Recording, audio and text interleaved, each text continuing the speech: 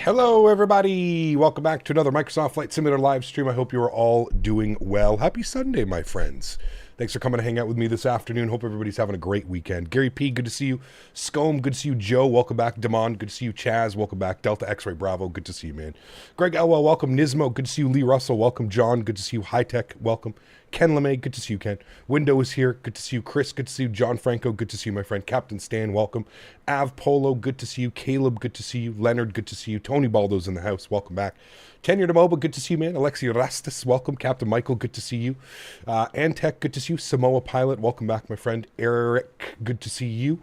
Aviation, welcome. Kyle 7223, welcome. Delta Sim Pilot, good to see you. Mark, welcome back, my friend.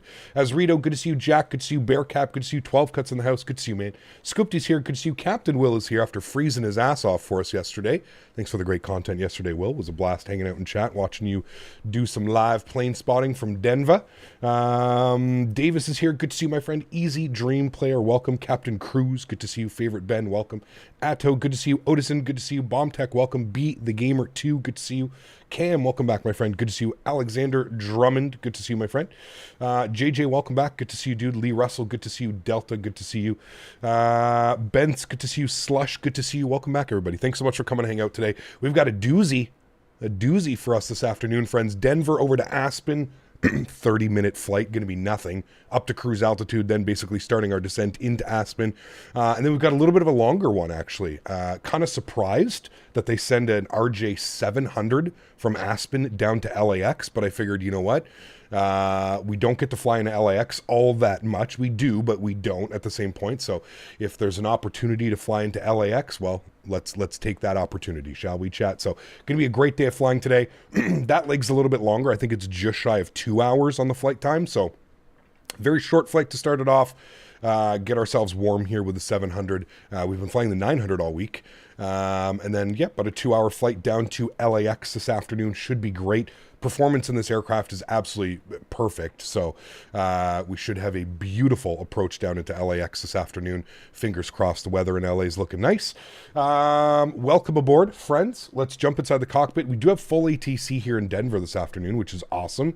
Never mind, I lied to you. Everybody has logged off. All I see now is Denver ground. Well, that's not very good. We had Denver approach, Denver tower, and Denver center online earlier, about 25 minutes ago. I don't know what happened, but looks like we only have Denver ground online now. So we'll go ahead and jump inside the aircraft, get this bad boy programmed, ready to rock and roll. Again, our flight time today, literally 26 minutes on the flight time, chat. So it's going to be a short little hop into Aspen. Weather in Aspen is looking beautiful. Thankfully, we're not dealing with what we were yesterday. If we have a quick little look-see here at the weather, winds are 020 at 8 knots, 10-mile visibility, broken at 4,300. I mean, perfect weather to land into Aspen. We are going to have a little bit of a quartering crosswind at 8 knots. Actually, it'll be a direct crosswind, but that's fine. No problems for the little RJ. The little RJ that could. Let's go ahead and jump inside the cockpit. Let's get this bad boy programmed, ready to rock and roll, friends. First thing is first. Let's head over to the electronic flight bag, work on a couple things down here. Get this guy programmed and ready. I'm going to turn the brightness down just a little bit because it's a little bit too bright. Good. Going to go to the aircraft. We're going to go ahead and open up the... actually, first things first, let's get the ground power connected before we open up anything. Let's get our battery master switch on. That'll bring the aircraft to life. Beautiful.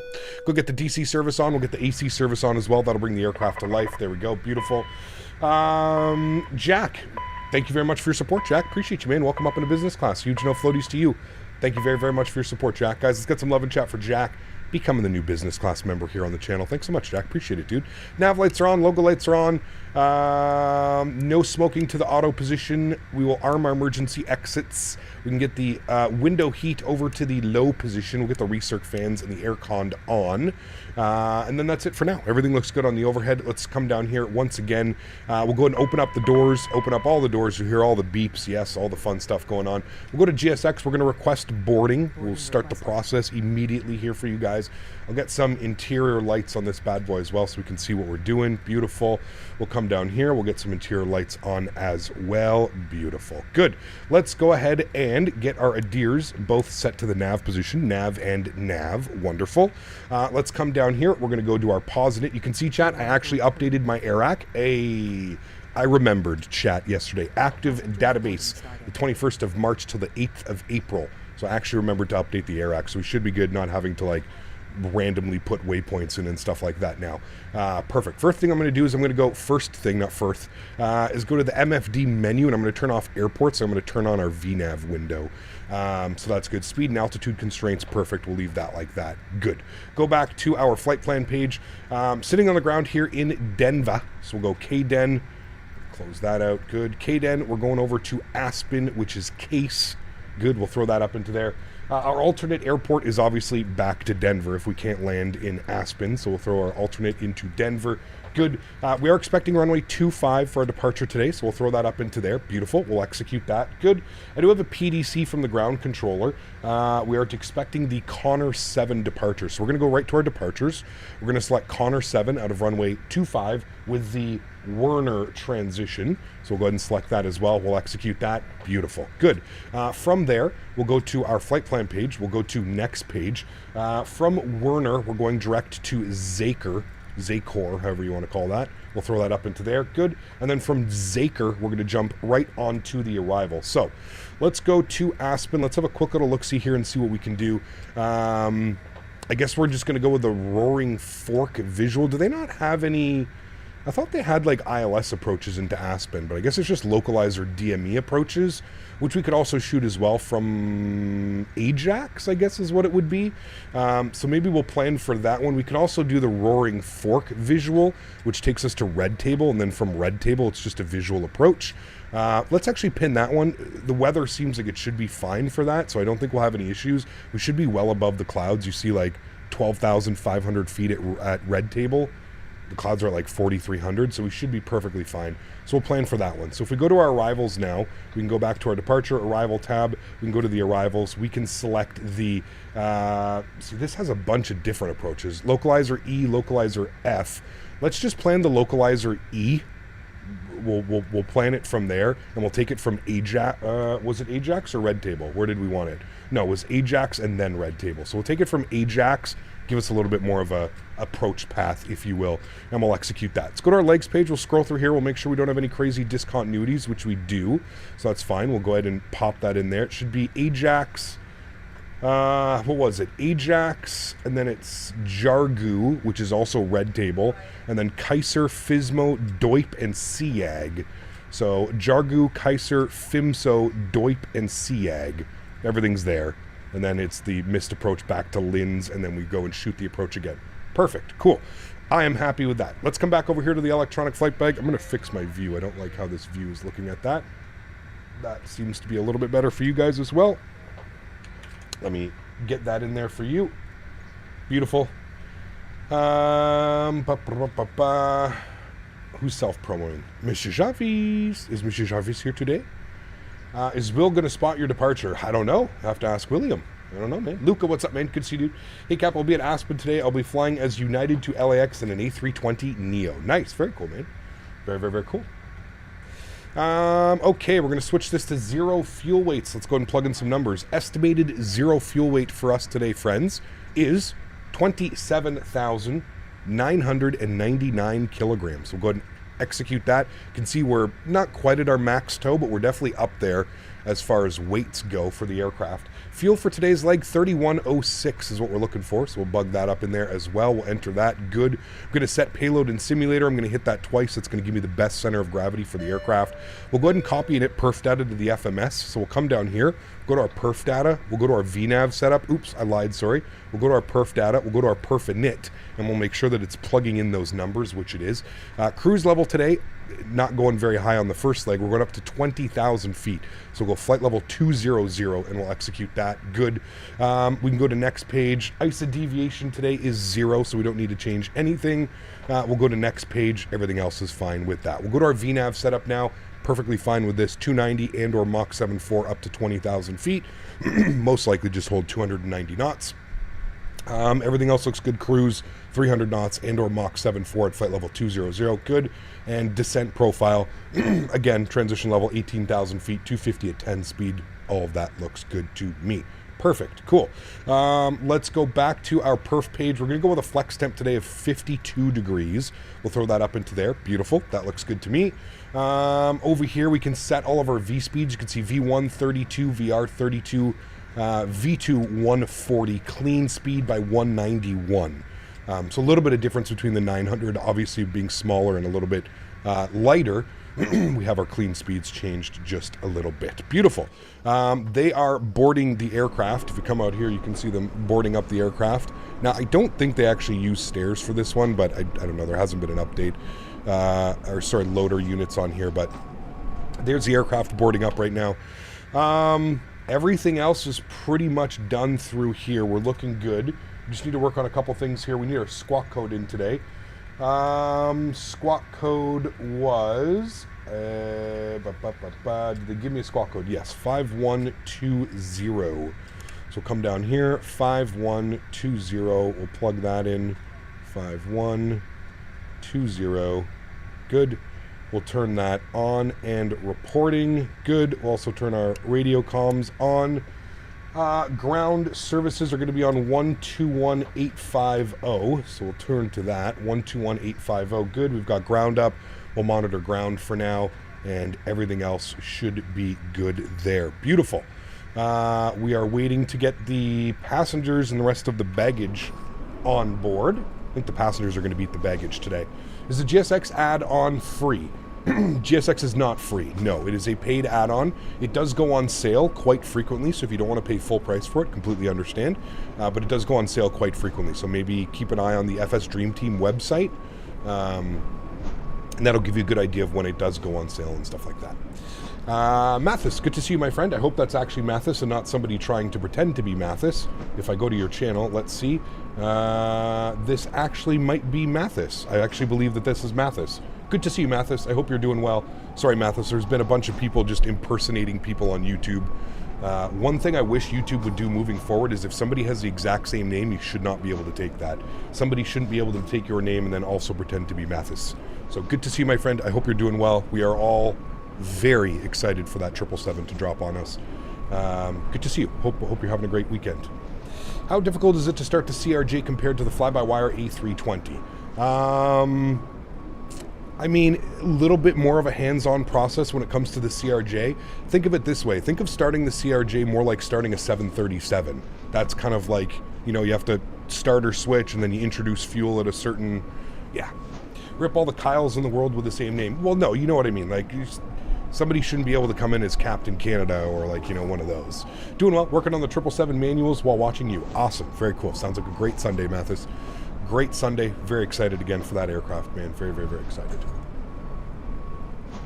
Boris, Soundpack has really made this bird fun to fly. I would agree with you, man. It definitely, sounds are so important in my opinion when it comes to third-party aircraft. They just, it kind of allows you to immerse yourself in the product just that much more, right? That's kind of how I feel with it.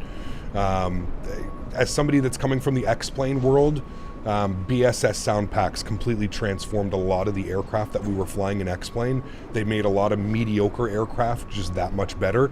You know, we've obviously mentioned it. It sucks that this aircraft has not received an update in so long, but you know, it definitely helps when you can add a high quality sound set to it for sure. Absolutely, man. Yeah.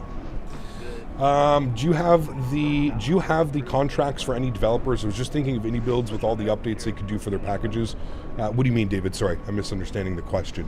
Do you have any contacts for any developers? I mean, yeah, I do have contacts for developers, but I'm not going to reach out to the developers and ask them for development things and stuff like that. There's Discords, there's forums, there's Reddits, there's lots of places you can go to ask the developers directly. Aerosoft forums, PMDG forums, any build forums, Discords, lots of places. I would just direct you to there, man, instead of trying to get me to go through and stuff like that. Probably you'd have more luck speaking with them directly through forums than I would trying to get a hold of them through my contacts and stuff. It's great, though, the resurgence of the CRJ thanks to Boris. Maybe Aerosoft will see the value in updating this bird. Well, like I said, Hans Hartmann, the lead developer here for this aircraft, has mentioned that there is a big update coming for it. Obviously, there's no release date for it, but fingers crossed. This was the first commercial aircraft, I believe, available for this simulator. So I would love to see an update as well, kind of bring it up into, you know, a little bit more of a future-proofed product. We do have Microsoft 2024 coming out at some point this year. I'd love to be able to get a big update for this aircraft and continue flying it on that simulator if available. So there's always those things to look forward to, right? Cool. I think we're fully boarded, chat. Let's go up to GSX. I think we are. Deboarding is no longer available. Boarding has been completed. Beautiful. So with that, let's go upstairs. Let's go ahead and open up our EPU door. Again, we'll confirm that the EPU door is opening right down here. There we go, APU door is open, and we'll go ahead and spool up the APU. We'll jump outside, we'll listen to the APU spooling up right here. Give you a nice view and sound of that bad boy spooling. Mike who? Mike Jones. Hey Cap, did you try to become a real airline pilot? No, Ozzy, never did, man. I took, I don't know, I probably have about 10 or 15 hours of real life flying, and mainly it was only because my buddy was a instructor, and to help him get hours, I used to pay for what do you call, like those intro flights? I used to buy intro flights over and over and over until they said I have to stop doing intro flights and I have to actually like try and get a license, or yeah. They're going to do the same thing with the A330 for 2024, be the first to release and then abandon it. I hope not. I hope not, man. I really hope Aerosoft can understand that they, you know, I think they need to do a little bit of reworking with the community here on this one, if I'm being 100% honest. I think they've kind of let the community down a little bit with the lack of updates and the lack of A330 and stuff like that. But again, we don't know what happens in the development world. It's completely different. We're just here kind of, showcasing stuff. But I'm with you, man. I think that Aerosoft has a lot of work to do with the community as far as getting back in the good terms when it comes to the community. Let's go to our aircraft. Let's go and close all our doors. Beautiful. Everything looks good there. Doors are closing. APU is disconnected. We are full on APU power. We'll go ahead and get our air conditioning on. Packs will come on as well. Beautiful. Let's get our hydraulics all to the auto and on positions. Good. We'll go ahead and disconnect the ground power. Beautiful. We'll go ahead and remove the wheel chocks. Good. We'll go to GSX. We're going to prepare for pushback and departure. Wonderful. And we'll get that ready to go. But the bus sims, you know what, man? I actually don't mind the bus sims. It's not my favorite. There's obviously bugs with that as well, but I actually don't mind the bus sims, to be honest with you. We are on the Connor 7 departure, which takes us to Werner above 17,000. So we're going to be lazy pilots today, chat. We're only going to 20,000 feet. So let's just bug up our cruise altitude of 20,000 feet. We'll get that set and ready to go. There is 20,000 feet there. Beautiful. Master cautions can come off. That's all good. Wonderful. Let's go upstairs. We'll get the fuel pumps on. We'll get our red beacon light on. We'll get the seatbelt signs to the on position as well. That should get everybody seated down in the back, and everything else is looking good for engine startup, my friends. We've got the Boris Soundpacks as well. Should be good. How's the CRJ? What made you want to finally fly it? Because it has a sound pack now, man. It received a Boris AudioWorks sound pack. Boris is the same gentleman that does all the sounds for Fly-by-Wire and those guys, so he does an incredible job, and I kind of wanted to support him and his work that he does. He's got a couple sound packs out. Somebody had mentioned that I think next he's working on the PMDG series, the 737 sound pack, so that'll be really cool. I think the PMDG sounds are pretty damn good, but if we can get the level of detail that he's putting into like these aircraft and stuff like that, I would definitely have a look at a Boris audio sound pack for the PMDG 737 lineup. Where can you see the altitude? Altitude's right here, top right, 20,000, always in magenta. It'll be right up here. Your important numbers are usually in magenta. Facing west, that is where we want to go, so we're going to face west. We're going to call up ground and let them know we're ready for push and start. Ground, good afternoon, SkyWest 5769, ready for push and start, Bravo 49. SkyWest 6769, Denver ground, push and start is approved, push straight back, top of the first slide, call for taxi. Straight back, we'll call for taxi, thanks. SkyWest 5769. I forgot that they do pushback. Interrupt, pushback, yes. Sorry guys, it's going to be a little bit weird. Sorry, I forgot that they do straight pushback, so just give me a second. We're just going to prepare for pushback once again. Echo 744, Denver ground. Mike, my man, coming in with a gifted membership. Huge enough floaties to you, Mike. Thank you very, very much for your support. That is incredibly kind, my friend. Truly do appreciate that. Thank you very, very much, man. How do you set the landing elevation? Is it hard to see the knob way up high? Landing elevation in this aircraft, I mean, you'd set your MDAs. They're all down here. So you've got your decision height and you've got your MDA. Now, if I'm being honest with you, currently right now, I really don't use it because there's a bug with this aircraft. If you set an MDA or a decision height of 200, it literally just continues to say like minimums, minimums, minimums, minimums while you're on approach, and it is unbelievably annoying. That's why you don't see me set minimums. Again, little bugs in the aircraft that need to be fixed, and this is kind of just things that have gone by the wayside that haven't been fixed by Aerosoft in the last year or so. So, yeah. Greetings, Cap. Hope all is well. Mofo, what's up, man? Good to see you, dude. Welcome back. Hope you're doing well. I downloaded GSX and it freezes your sim. Make sure that you're running it. Make sure that it's installed properly and correctly and updated. So, what aircraft is next? I believe next week is going to be a split between the A300 and the 737. The PMDG received a little bit of an update last week, I believe, or this week. On Friday, it got an update. So next week, I believe we're going to be in the A300 and the 737. A little bit of a split week, if you will. Have you heard of the FT-Sim sound pack for the PMDG? I have, Fish, yep. Last time I tried to install it, it was causing some issues in my simulator, so, but yeah. All right, straight push back. There we go, beautiful. Park brakes are released. Let's go upstairs. Engine continuous is on, good. We'll wait for the pushback, and then we'll spool up engine number 2 first. Here comes the pushback, beautiful. Let me turn this down here just a little bit. We'll go ahead and spool up engine number 2. Good. N2 percentage is on the rise. I'll turn that up for you guys so we can hear the beautiful sounds. Europe or USA next week? Back in Europe next week, man. Hope everybody's headphones rattle nicely this morning. Hey, Gap, having a beautiful Saturday afternoon. Can't wait for FS24. Can't believe it's already been 4 years, 7 months left. Watching from Peterborough. Good to see you, man. Trainolds. Hope all's well, dude. All right, 22%. We can introduce fuel. Good. Looking to taxi to Bravo 46. All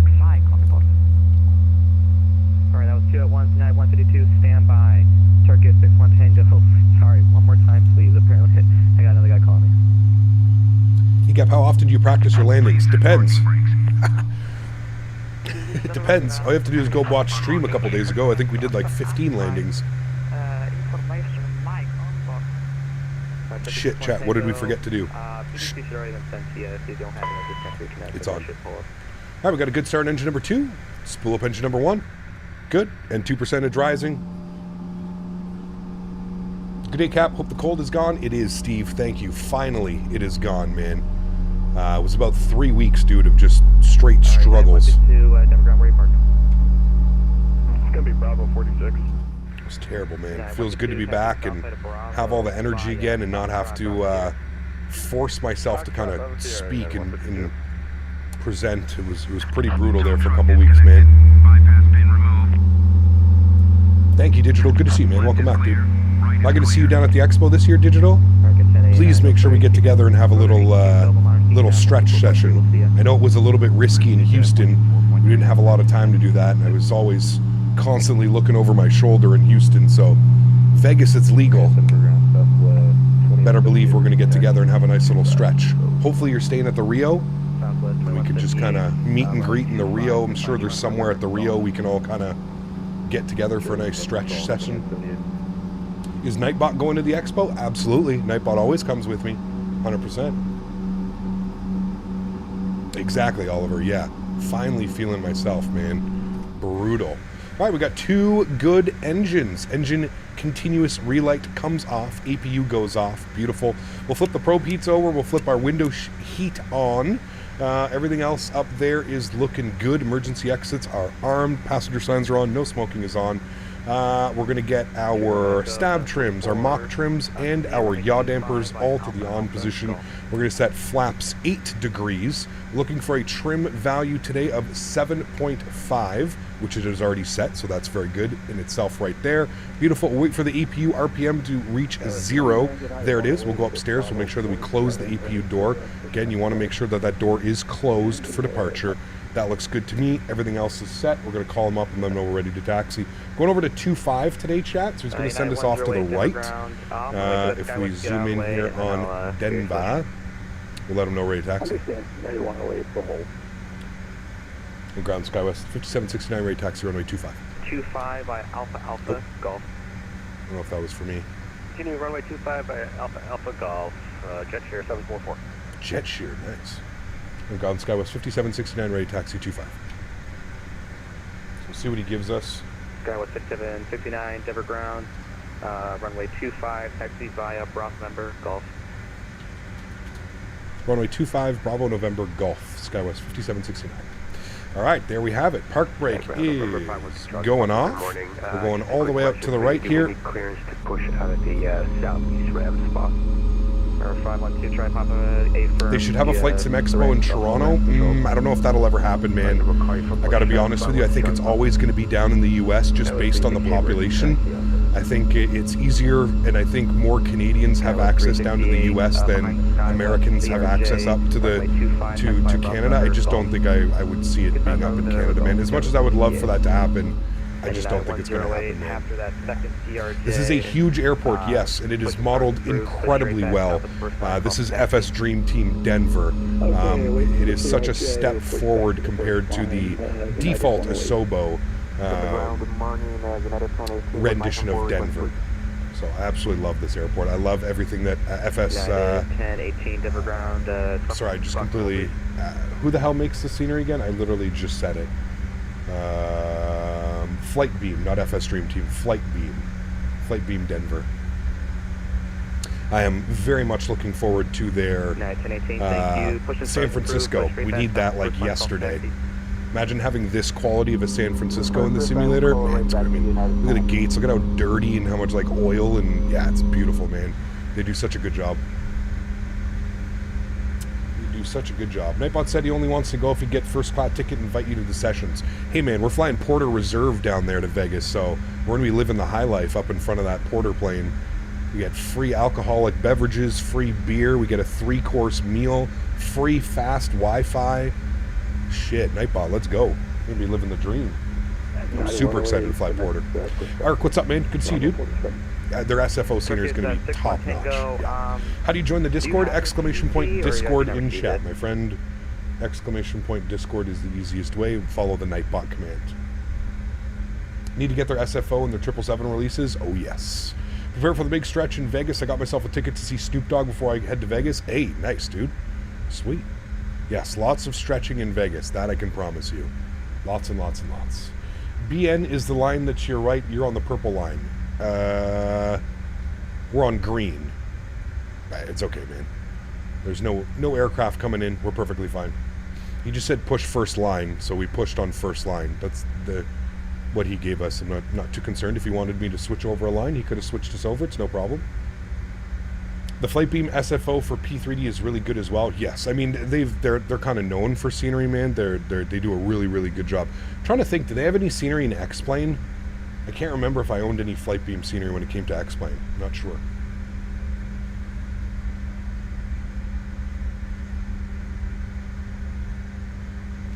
I have in-laws driving up from Connecticut to upstate New York for tomorrow's eclipse. Nice, very cool. What flight will you be doing when the 777 comes out? First flight that I'm doing is I'm doing a delivery flight, Air Canada.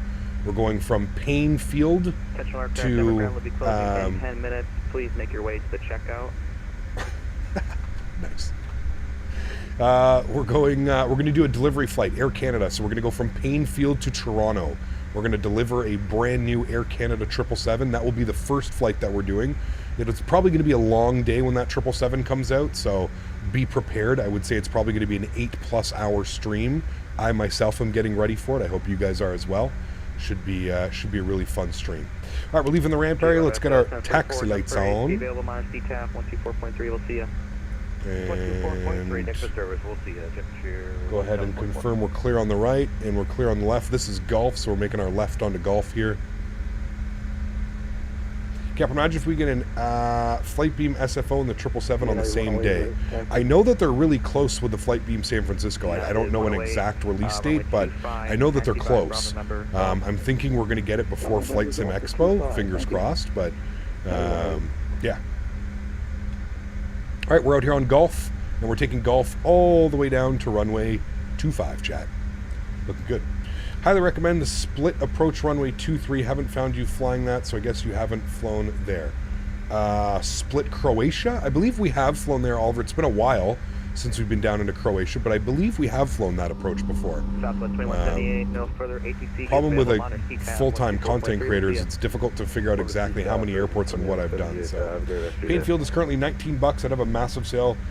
The 777 release, I could see that happening. Hopefully, yeah, it'd be cool. I already own it, but yeah.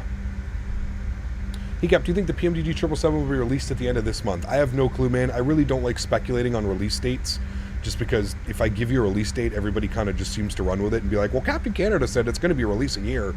I don't like giving out release dates. I would like to hope that it is out before the end of April. Yes, correct. I know there's a lot of people that are really hoping that it's going to be out before Cross the Pond. I think that one's a little bit of a stretch. I think Cross the Pond's in about 2 weeks right now, so yeah, I don't know if we're going to get it in Cross the Pond 13 days, but I'd like to either get it before the end of April, maybe into May. We're just going to have to wait, man. I mean, patience is key when it comes to flight sim software. Waiting is key, man. I unsub if you're wrong. You know what, man? There's probably people out there that are like that, Davis. That's another reason why we don't do that. Another reason. 2971, what is the weather right now in Denver? It was pretty gusty when I looked earlier. Weather, Denver, weather. Winds are 270, 26 gusting 33. So it is still very gusty here in Denver. Thankfully, that's kind of blowing right down the runway, so we shouldn't have to deal with any crosswind component or any of that. But pretty crazy how the weather here can be like this, and then in Aspen, just a couple, like 100 and something miles away, it's completely different. It's pretty cool. Cross the Pond is April 20th. Yeah, so 13 days for Cross the Pond. I don't know if we're going to get it, but... Are you part of the PMDG beta team? No, I am not. No. I have been added to the PMDG.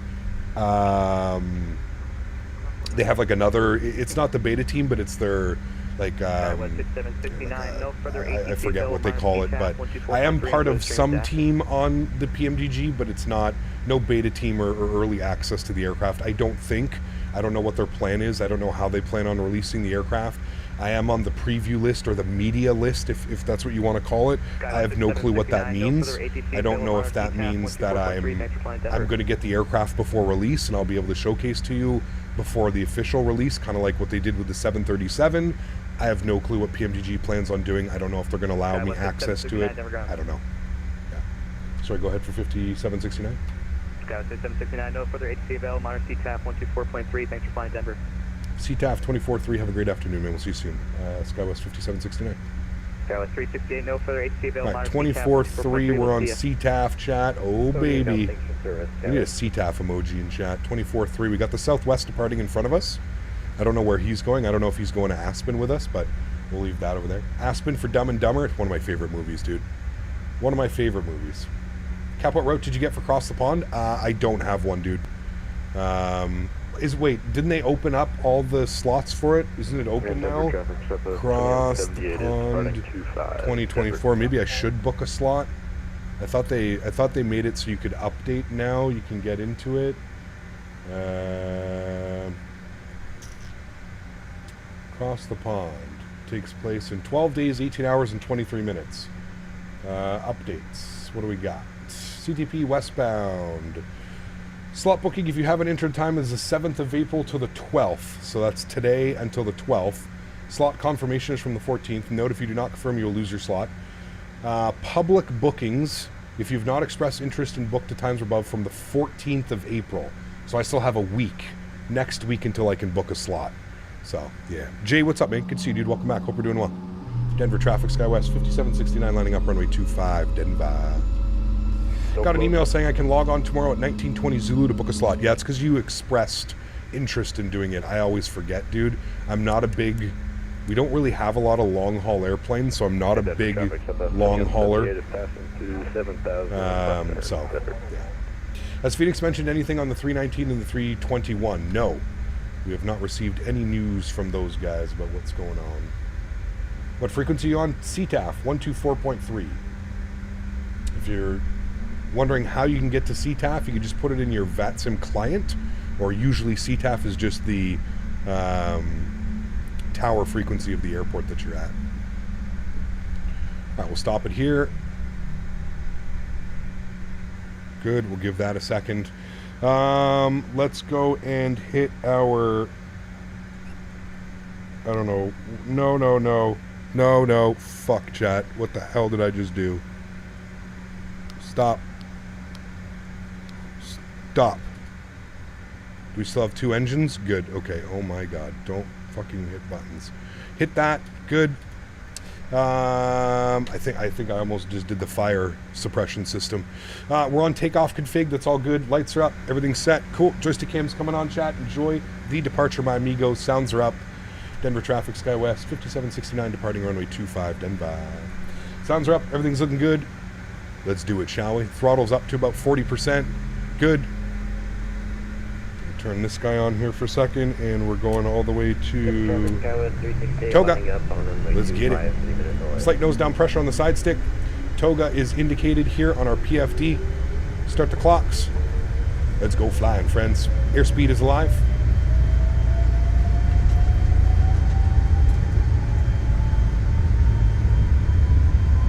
.100 knots, we're neutral.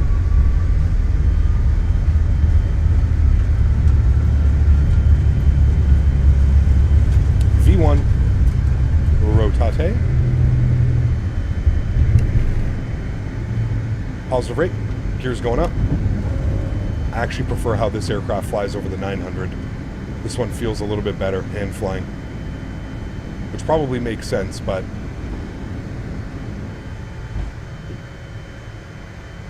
and we're up and we're flying, chat. Heyo. Couple little bumps there, turbulence, no problem.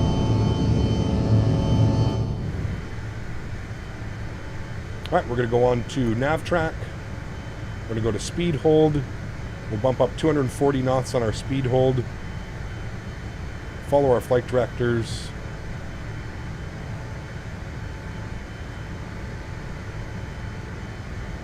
There's 240 speed hold, good.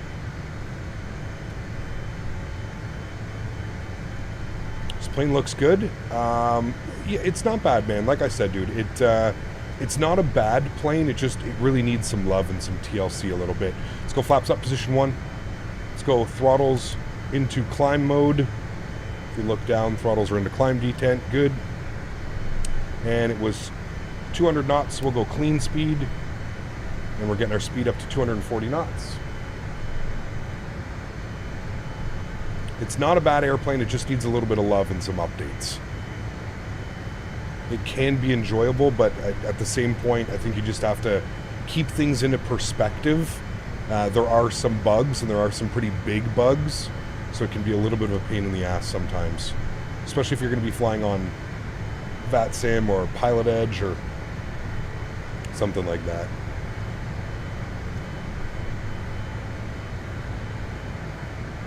Alrighty, that beautiful high elevation in Denver. We're already approaching 10,000 feet. We're going to fly the first left turn out here. I'm going to bug up our speed 290 knots on the climb.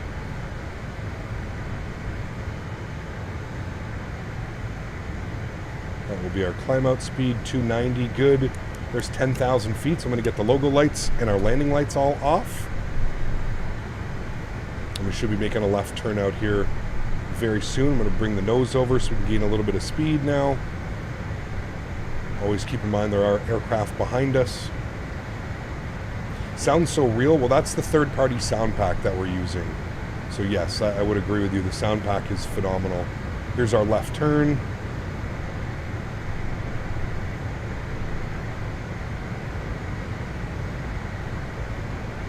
SkyWest 368 on the roll.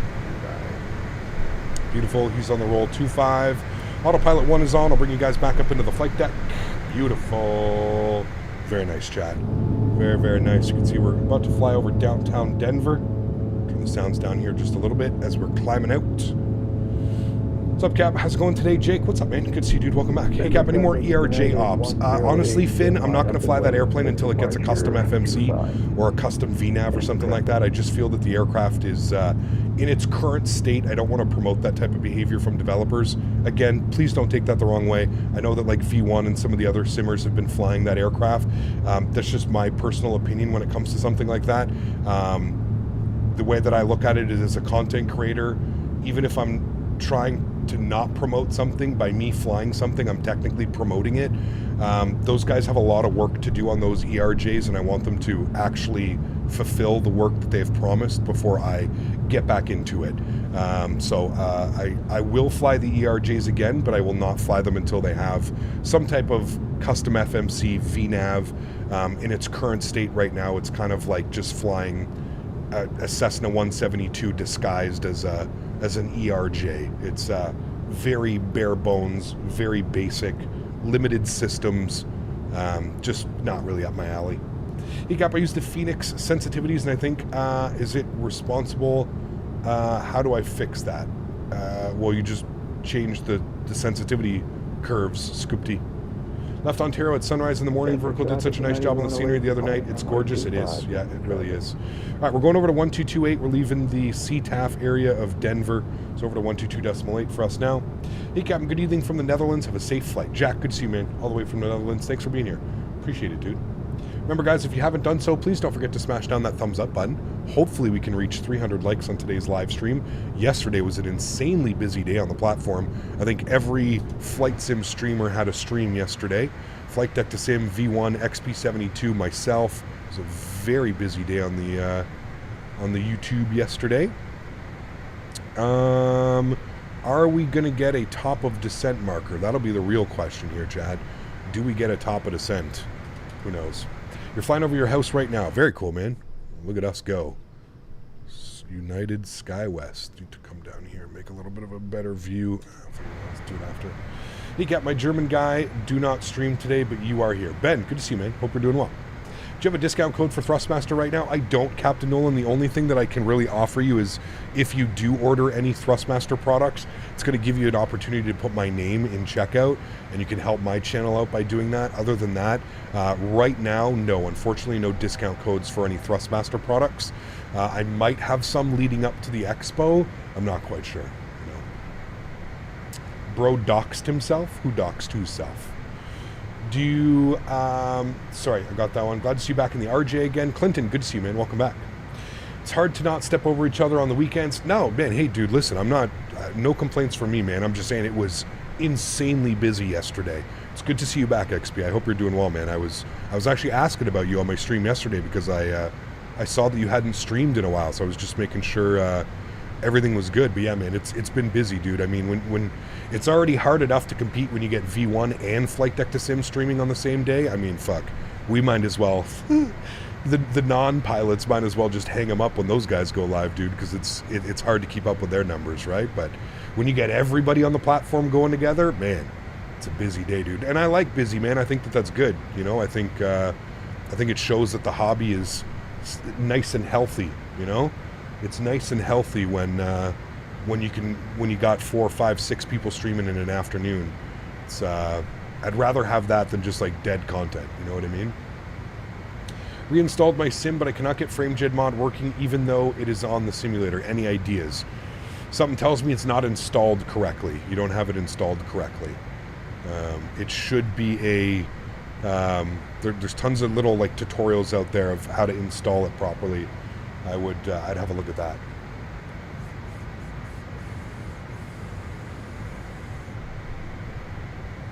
My birthday is the 17th of April. Would be dope if it released on my birthday, but unfortunately I'm on Xbox, so probably going to release like a month after me. Yeah, correct. I would agree. Usually it releases for PC, and then you'll get it about a month and a bit afterwards. Yeah. Pistis, what's up, man? Huge no floaties to you. Thank you for the support. Appreciate you, dude, dropping the 2 bomb. Thank you very much, Pistis. Thank you, my friend. Appreciate it. All right, I'm doing my best to keep my speed at about 300 knots here on the flight or cruise. You can see we're above 17 at Connor, so all of that's working out. Believe it or not, chat, we're actually still on the departure. We're already at our cruise altitude of 20,000 feet, but we're still on the standard instrument departure out of Denver, which is pretty crazy. How far this leads you out. So these bumps are making me air sick. It's all the terrain down there, man. It's all the wind and cloud bouncing off the mountains, the foothills. Hey, Gab, is the Boris Soundpack free? It is not. No, it is 14 Australian dollars. I think it comes out to about $10 US. It's definitely worth it. Definitely worth it, man. Yeah. Where's the beef? What beef? Glad to see Mathis is working on manuals. It's a good sign, I assume. Absolutely. Yeah, for sure.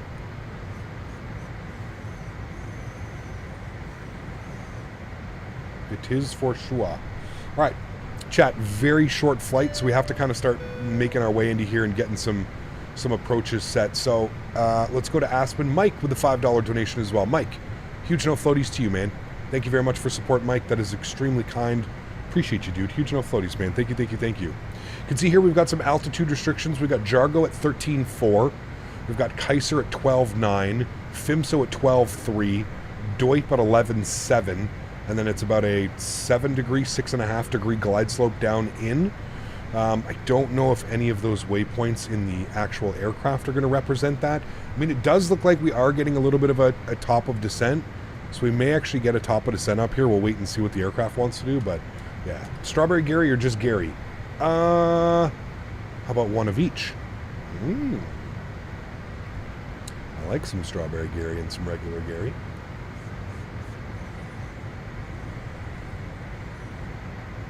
You've been getting stuttering when switching views in Microsoft. Any idea why? Probably some of your settings set a little bit too high, especially if you're using FrameGen mod. If you're using the FrameGen mod, that can cause some issues. Andy, coming in with 5 gifted members. Andy, my man, huge no floaties to you, dude. Thank you for the support. I appreciate you, man. Incredibly kind.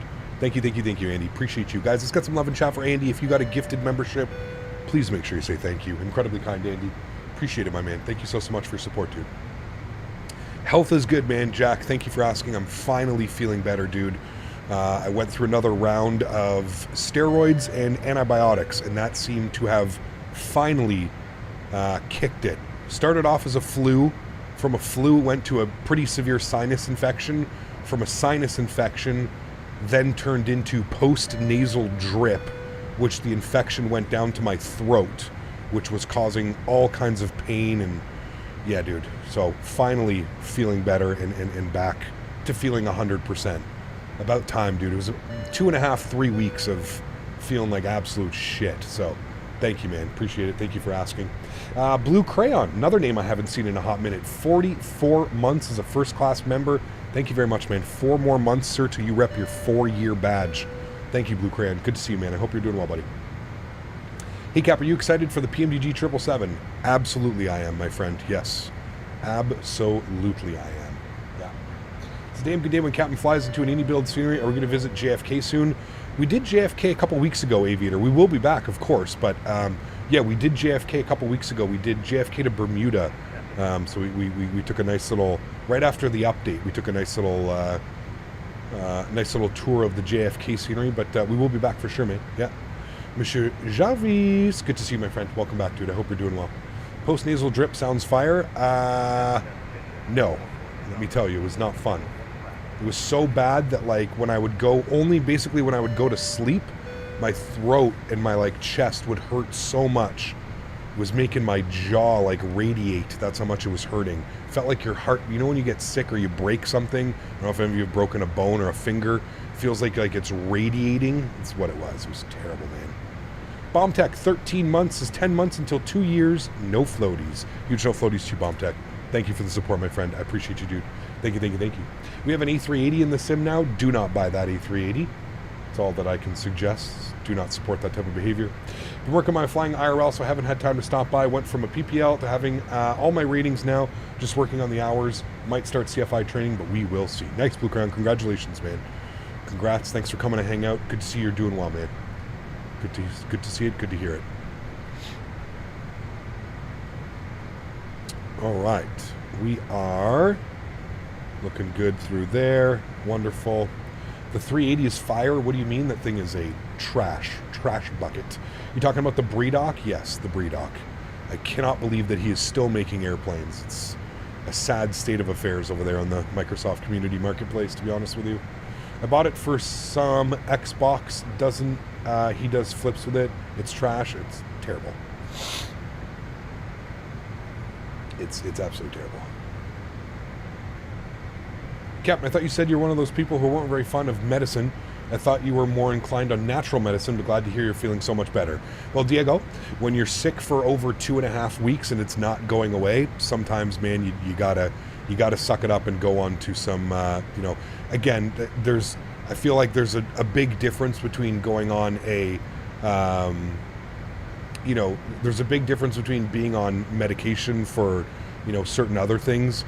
And then there's a big difference between being on medication to kill an infection, right? Sometimes you need antibiotics to get rid of an infection. So it's two completely different.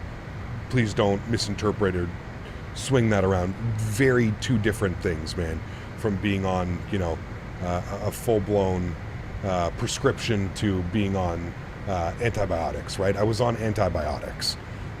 There's nothing wrong with taking antibiotics to kill an infection or something that needs to be removed out of your body, right? So let's not Let's not play around with that. Sometimes you need mold to kill mold. Exactly. Marcus plays, that's some standards. Microsoft just wants money on commission. I mean, yes and no. I can understand why, but I still think there needs to be some type of, like... Now, they do have a voting system, and you can vote on aircraft, so, like, one would think, okay, somebody would know that this aircraft is not really, you know, obtainable, but, yeah. I don't think people care. I think people just see, like, they see an airplane, and they're just like, oh, I gotta have it. Gotta have it now. But, yeah. Altitude. We'll leave that altitude on and speed restrictions on. I don't see a top of descent up here, chat, so we're probably going to have to manually descend it. You ever fly to Jackson Hole? We've flown into Jackson Hole a ton, yeah. I don't know when the next time we're going to fly into Jackson Hole, but we've been there a bunch, man. Good friend of mine makes the scenery, so. Okay, we got to start looking at some things here, chat. Ajax. I don't know if we want to start our descent before Ajax. Maybe at 13.4 for Jargu. 13.4 for Jargu. Jargu's up here. I guess we can start a little bit of a descent, or we can start getting some things ready. So let me get... Oh, apparently it does have VNAV, and apparently we're high on the profile. So let's put in 13.4 and see what happens with this. This might be a little bit of fun here, chat. Let's go to VNAV and see what happens. Hopefully it doesn't take us into the side of a mountain. Fingers crossed. We may have to do some spicy recoveries here, but we'll keep an eye on it. It says we're on path, so we're going to kind of just keep it. We're descending at about 2,000 feet per minute. Let's see how it behaves. The banana looks like it's going to be good and lead us for Jargu, but we'll see how that goes from there. Again, after Jargu, we can take this all the way down to 11.7. So maybe what we'll do is we'll bug up 11.7 and we'll see what that looks like. 11.7 is set here, 11,700. We'll see what that looks like. We're coming up on transition altitude. Let's get the most recent weather for Aspen, showing still the winds 020 at 8 knots, 10 mile visibility, QNH or altimeter 3003. I will switch that over, 3003, good. And we'll continue our descent down into Aspen. Looks like it's a little bit chilly up here. Hello there, Captain. I passed my CPT with a 92. Nice, Jeff Sand. Very good. Very good, man. Congratulations, my friend. We'll definitely have to fly in and visit you now sooner than later, for sure. Jargu sounds like a Star Wars character. We have Ajax, Jargu, Kaiser, Fimso, Doip, and Siag. Man, chat, when's the last time we landed in Aspen? I feel like it's been a hot minute since we've been here. Like a real long time. Alright, speed's good. I'm going to try and hold 280 on our descent, and then obviously 250 at 10. We'll try and hold 280 now through the descent.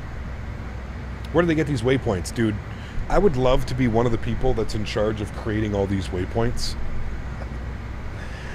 It'd be a funny ass job, man. There's some pretty crazy ass waypoints, dude. Here's another thing about this aircraft. So you see how we're about 2.5 miles from Ajax? The aircraft is already trying to make its turn to Jargu. This is what happened yesterday when we were flying into LaGuardia. If you guys remember, we had to do kind of like an S-turn maneuver to come into LaGuardia, because what it does is it basically sends you too high up on the profile, because it doesn't fly directly out to the waypoint. It like kind of cuts a corner.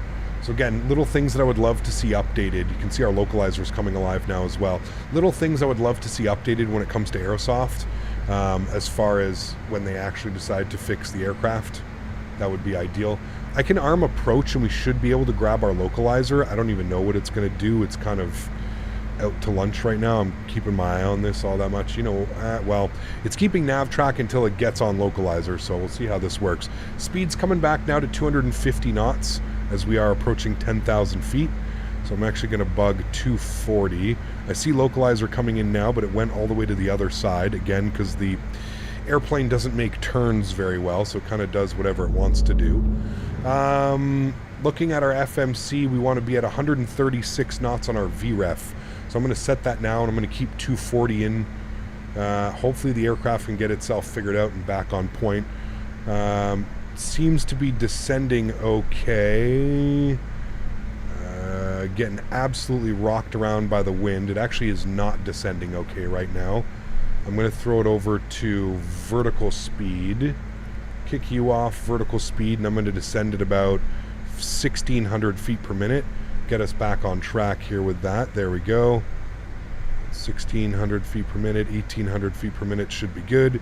Throttles are at idle, so that should all be good. We should start to see Aspen. There's Aspen right there in front of us, so I was going to say we should start to see some things. I'm going to go flaps 1, and we're going to get ready for gear down as well, chat. A little bit of ground spoiler to help slow us down just a tad. We can arm our reversers. We're going to get all of our lights on. Good. Sweet.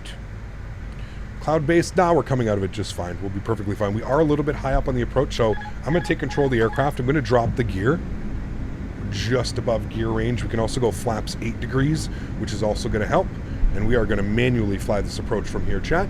So I'll throw it over to the joystick cam. Manually fly it in. I'll turn the sounds up here for us. Absolutely getting our pineapples pushed in. Don't worry about the sink rate. We're perfectly fine. This aircraft, if you go more than like 1,400 feet per minute on a descent rate, it just starts getting angry at you. It also will not bleed off speed right now, so I'm not quite sure what we're going to do about this. We may be sending a go around here. Unless we can kind of get it. I'm literally blowing off absolutely no speed right now. We're very high up in the approach. I'm not quite sure what happened with that one. We were on the profile perfectly fine, but then it kind of just went south real quick. We should be able to get it. I'm just going on a little bit of a heavy sink rate right now, and that way we can pull up and kind of just hope that we bleed off all that speed. I think we should be okay. Definitely a sporty approach in here today. Let's go ahead and we'll get all of our flaps configured here. I'm going to go with a trim of about 4,000 feet. I'm getting all the flaps out. We should be good. We should be in flap range, which we are. Ground spoilers are back in. Oh, chat. A little bit spicy. No problems. We'll get her down.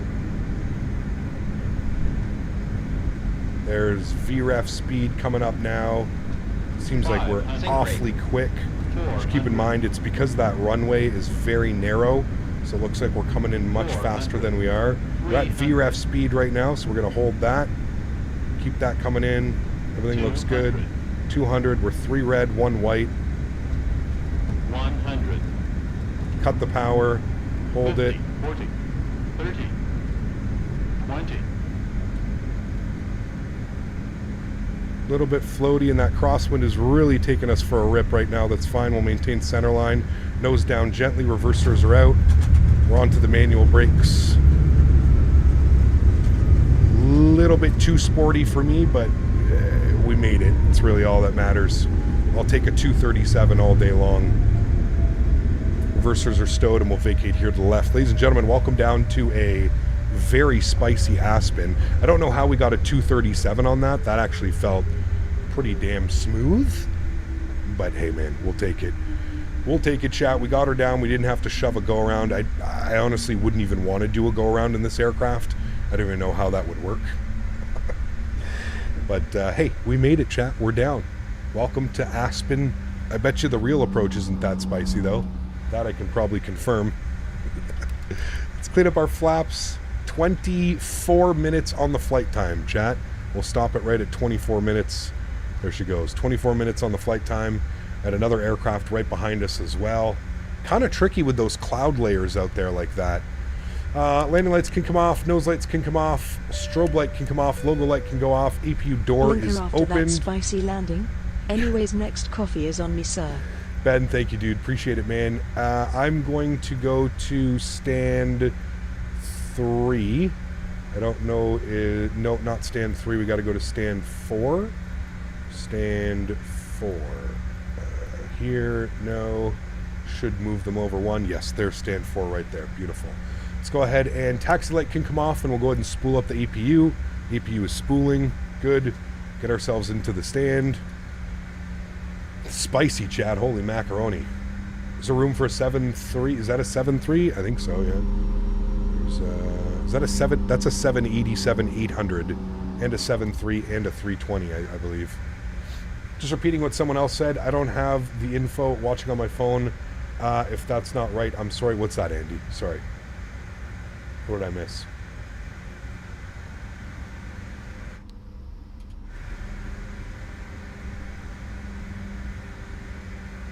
Doing a flight from Lati to LIBD. I don't know where that is, but I hope you have fun, man. Oh, about CTAF frequency. What was somebody asking? Sorry. Are they trying to find out what CTAF frequency is? Is this the default Aspen? It is the default Aspen, yes. This is the default Aspen County, Pitkin County, or whatever it's called. Yeah, I don't think there's a third-party Aspen for Microsoft. I know there's one for X-Plane. I don't think there's one for Microsoft. This is default. Default Asobo Aspen scenery.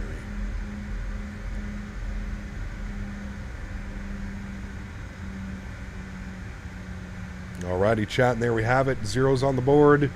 Park brake is on. Upstairs, EPU is on. Beautiful. Let's go. Engine number 1, engine number 2, both to the off position. I'll give you a nice wing view of the engine spooling down. Look at that. Beautiful. Let's go to GSX. We're going to request deboarding. Beautiful. Let's go ahead and jump back up top here. No dance from us today. Let's go and get our beacon lights off. Let's go ahead and get our windshield heat off. Go and get our probe heats off as well. Seatbelt sign goes off. Lights are good. Hydraulics all to the off position for now. Fuel pumps can come off. We're going to leave it on APU. It's perfectly fine. We don't need to go ground power. And we shall go to the aircraft. We'll open up all the doors. There we go. Doors are being opened. And there we have it, friends. We made it down in Aspen. I apologize about that not being a very smooth approach as normally we would, but that was pretty damn intense, if I'm not being honest with you. That was a little bit of some spice. The aircraft would not bleed off altitude either. I'm not quite sure why it wasn't bleeding off the altitude, but it just... it wasn't bleeding off the speed. Probably my fault. Probably should have been a little bit more configured beforehand. Maybe before starting our initial descent. Again, though, it kind of messes us up on that approach. Like I said, when it cuts corners like that, you end up being like 1,000 or 2,000 feet too high on the profile. Again, just some of the things that we have to deal with this aircraft. Hopefully these are the things that get addressed and they get fixed when we get an update for this aircraft, because when the aircraft is cutting corners by 5 miles, sometimes again it's kind of almost exactly what happened to us into LaGuardia yesterday, where when we go to make our final turn following the flight directors, again, it puts us really high up on the approach, because it's basically cutting waypoints, and it doesn't it makes it so the aircraft is just high up on a profile and stuff like that. But I've been flying them corners manual. I feel like maybe that's what I should have done on that one. I should have just taken it on a heading, and then I should have turned it left myself. That's probably what I should have done as well. So maybe for next time, that's what I can do. All right, let's go ahead and get some tunes bumping for you guys here as we wait and deboard the aircraft. So they're going to deboard. We're going to reboard. It doesn't take long in this airplane, chat. I'm just getting our flight plan ready here for the next leg. One thing we forgot to do, and we'll do that right now. Block time on this flight. We'll stop that. We're a little bit late starting it. So 42 minutes on the block time, 24 minutes on the flight time. So not super short flight. Super short flight. 4763 is our next call sign. We're going from Aspen to Las Vegas. No, Los Angeles, not Las Vegas, chat. We're in the CRJ700 Aerosoft. We're going to go with 69 passengers. Yep. And that's all set. We'll go ahead and get that ready. It has us departing on 3-3, arriving on 2-4 right. I think that's correct. No, we're going to land 2-5 left because of where we're parking, but that's all fine. We can change that anyways. Let me file off our flight plan here quickly. It's got us going up to 38,000 feet, chat, on this leg. 38,000 feet is our cruise altitude, so let me reconnect with our new call sign, 4763. Connect. Good. Beautiful. All right, cool. Sweet. Got all of our numbers. An hour and 50 minutes on this next leg, chat. Can you imagine an hour and 50 minutes in an RJ700? Not that one, but... Did the low cloud base make the approach difficult? Definitely a little bit, Keith. Again, kind of the aircraft was a little bit weird, but very quick flight. 24-minute flight time on the first leg. Is it able to make those turns, or is it compensating for not being able to make that turn? I'm not quite sure what's going on. Probably just old code. It's kind of just being a little bit weird is usually what it's doing. So, does this aircraft show brake temperature? I don't think so. Maybe you might be able to get it to do it. I don't know. You might be able to cycle through some stuff down here. Hydraulics, fuels, primary flight controls, menus. You might be able to. I don't know. Probably, maybe. I think you can change all this. I don't want to hit anything though. Okay, let's go ahead down here. We're going to go to performance and we're going to start loading up some new numbers here, chat. 0 fuel weight out of Denver. Sorry, out of Aspen. I'm all over the place today. 28,106. 28,106. We'll enter that in. Good. Fuel for this second leg, 5,341 kilograms. It's quite a bit of fuel. You can see where that puts us almost at max tow for our departure. So it's going to be a heavy, I believe we're going to do a toga takeoff today. There's going to be no flex temps. We're just going straight to toga. And because of the high elevation, we'll definitely need that. We can set payload in simulator. Good. We'll set init data in our perf data. So if we go to our perf data, we'll go to perf init 28,106. That is correct. That all looks good to me. We have 69 out of 70 passengers. So that's all good as well there. Good. Let's go to our flight plan page. We are going from Aspen into LAX. Should be a really great flight, friends. Alternate is going to be Las Vegas. Good. We are departing on runway 33. Select that as well. Beautiful. We'll execute that. Let's go to our departures. We are on the Pitkin 4 departure out of runway 33 with the should be the Lins transition. I don't see Lins, so it's going to be JNC. So go ahead and execute that. Good. Let's go to our flight plan page now. Next page, we have a discontinuity. That's fine, I think. I don't know what's going on here. What's going on? Okay, that's fine. JNC, it's going to go direct to Pee-wee. Pee-wee. No, I spelled that wrong. It's 2 E's, then like that. Pee-wee. Good. We'll throw that up into there. Good. From Pee-wee, we're jumping on an airway, so we need to go to execute that. Flight plan, next page. From Pee-wee, we're going on Quebec 98 airway. So we'll go Quebec 98. Good. And we're taking that to Hackham. Hackham. Good. And we'll throw that up into there. From Hackham, we're going to jump on the Angel 4 arrival. So go to arrivals, Angel 4. From Hackham, we're going to be on the ILS 25 left. And let's have a look-see here. Let me flight, unload, import, sim brief. Yes. Angel 4 on the arrival. I believe we want to take it via Circus. If we go to approaches and we go 25 left, pin that from Circus is correct where we want it. So we're going to go from Circus and we'll go ahead and execute that. We're going to confirm this. Going to make sure. We're going to scroll through here. We're going to make sure we don't have any crazy discontinuities. What fucking waypoint is that?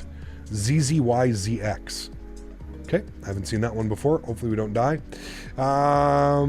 So it should be, let's have a quick little look-see here, chat.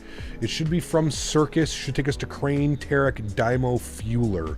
So let's look for Kane, Circus, Crane, Tarek, Dymo, Fueler, Gate, Honda.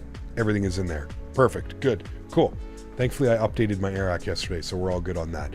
Beautiful, cool. Everything's done there. We can go to our perf limits. Flex temp today. I mean, I don't even want to go with a flex. I wonder what a flex of like 35 would look like. 88. What's like a flex of like 25 gonna look like? Flex of 25 is 89. All right, let's go with the flex 29. 90% N1. We should be able to get out of here, no problem. So we'll leave that like that. Let's go to our VNAV setup. On the climb, 290 and or Mach 7.4. Perfectly fine with that. That's fine. ATC's online. Oh, it is online. Cool. We got tower and approach. Okay, cool. So 118850. 118850. I don't think anything changes of what we just did. We'll just actually get clearance this time. 18850. Good. Pitkin 4, Linz. Good. We'll copy that.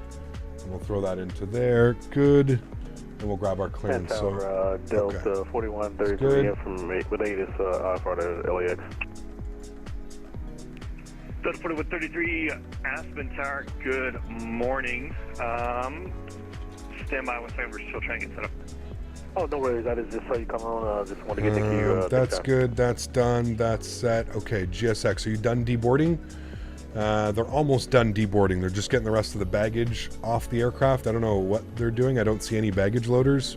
GSX might be broken, so we're just going to go to GSX and we're going to restart the QTAL script. Looks like it is broken. That's fine. We'll give that a second. Anyways, back down here to our VNAV climb. That's fine. 290 and or Mach 7.4 up to flight level 380. I feel like that's really high, but maybe we'll do 3.6 and then we'll see what the aircraft wants to do from there. That's good. That's good. That's good. We've got that. Beautiful. That's all set. Let's go back to our perf data. 231 Denver, or correction, Aspen Tower, ground just came online. 121. We'll go ahead and set payload and simulator, and we'll copy perfinite data. 21106. Good. That's all set. Ground is now online. 21.9. Let's go ahead and grab clearance from them. Aspen ground. Good afternoon, SkyWest 4763 with ATIS Whiskey, IFR to Los Angeles, please. We'll see what they give us. 4763, Denver ground, clearance on quest, standby number 1. All right, we got number 1 at least, chat. Let's go to GSX. We are going to Simbrief, okay. Good. Knows we have 69 passengers en route to LAX. Let's request boarding. Good. Boarding has been requested. Good. 2231, Denver ground, clearance on quest, standby number 2. Let's go ahead and Pitkin 4 takes us out to above 16,000. 4133 Whiskey for the LAX. I believe 16,000 is our initial climb. Number 3, 41. We'll go bug up 16,000. 4763, I have a clearance free, advise ready to copy. Ready to go, 4763. Scouts 4763, you are cleared to the Los Angeles International Airport by the Pitkin 4 departure, Linz transition, then is filed. Climb maintain 16,000. Departure is going to be with 123.8, squawk 3413. SkyWest 4763 is cleared into Los Angeles. Pitkin 4 Linz as filed. Climb 16,000. Departure 1238. Squawking 3413. SkyWest 4763, read back correct. Expect runway 33 for departure. Contact me for push. We'll expect 33 for departure and we'll contact for push. SkyWest 4763. All right, 3413. We'll get our squawk code turned in there. Beautiful. That is all set. That is all good. We should start seeing the passengers boarding. There they are, chat. A little bit of a glitch. They like start up here and then they have to jump down. No problem. But they actually are walking out of the terminal and boarding. It is a limitation through GSX I've read. But they are boarding the aircraft now. Good. Aspen ground. We can turn that down here just a little bit. Everything is set with the aircraft, though. We're pretty much good to go. Flight plan's in. Performance numbers are in. Weights and balances are in. We can set all those as well for our V-speeds, and we can confirm them. So 38, 38, 44. 38, 38, 44 clean by 196. Everything's good with that, chat. We are just boarding up the aircraft now. Flying the same plane? We are. Yes. Formerly known as Soda Springs, is an unincorporated community in San Bernardino County. Okay, so it's an actual waypoint. What's up, Andy? How are you, man? No worries, dude. Just like I said, man, you just have to, nobody was being rude yesterday, Andy. It's all you have to understand, man. As soon as you come to that realization and just remember that we're all here for flight sim, I promise you, dude, you'll have a great time, man. I've yet to land the 6s or 7s at LAX on VATSIM and need weather to cooperate. I've done it once, but I think we were on Pilot Edge when I did it. I've landed on the 7s and on Pilot Edge.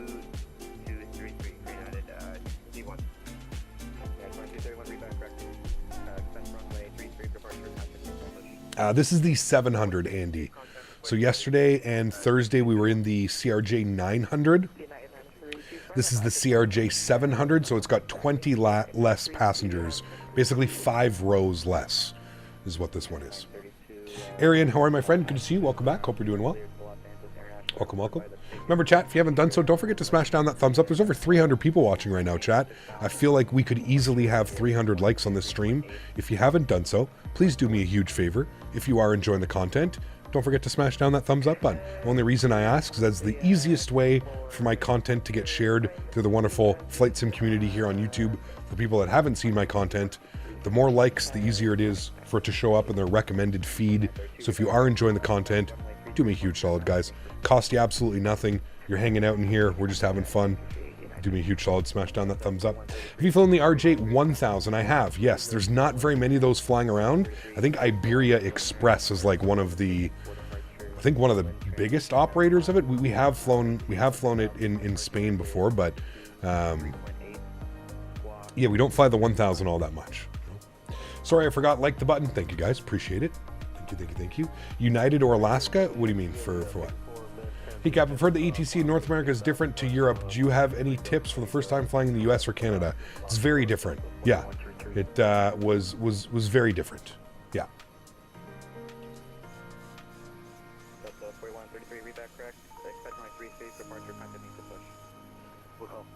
Again, Andy, the only thing that I can tell you, man, is there's a right place and a right time. That's all I'm going to say, man.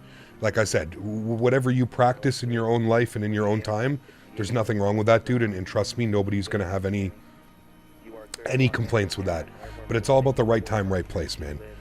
To come into like a flight sim stream and like start talking about God and praying for people and stuff like that, I'm just going to be honest, man. You're asking for people to have a negative reaction. So again, man, it's flight sim. This is a lot of people come here to kind of, get away from like the real world bullshit and life and stuff like that. It's all it is, man. Just keep everything flight sim related. Everything's fine, dude. There's certain avenues if you're not feeling like yourself or you're not, not happy with where life is going. There's other avenues to get through that, man. I'm just, being 100% real and 100% honest with you right now. Coming into a flight sim stream and talking about that type of stuff, that's just not. You're not going to get the reaction that you're looking for. That's it, man. That's all it is, dude. Hey Cap, what's next week? Phoenix grind again? Next week we're going to take a look at the A300. Look at that baddie, chat. Jesus. We're on the A300 next week. Taking a look at the Pratt & Whitney engines and the 737. I think that's what we're going to be getting. Was just hoping for good people. Again, Andy, please, man. We got to... This community is filled with amazing, great people. But we're here for flight sim, man. We're not here to preach the word of God and Jesus and all of that above, man. Like I said, there are the right places to do that. There's the right...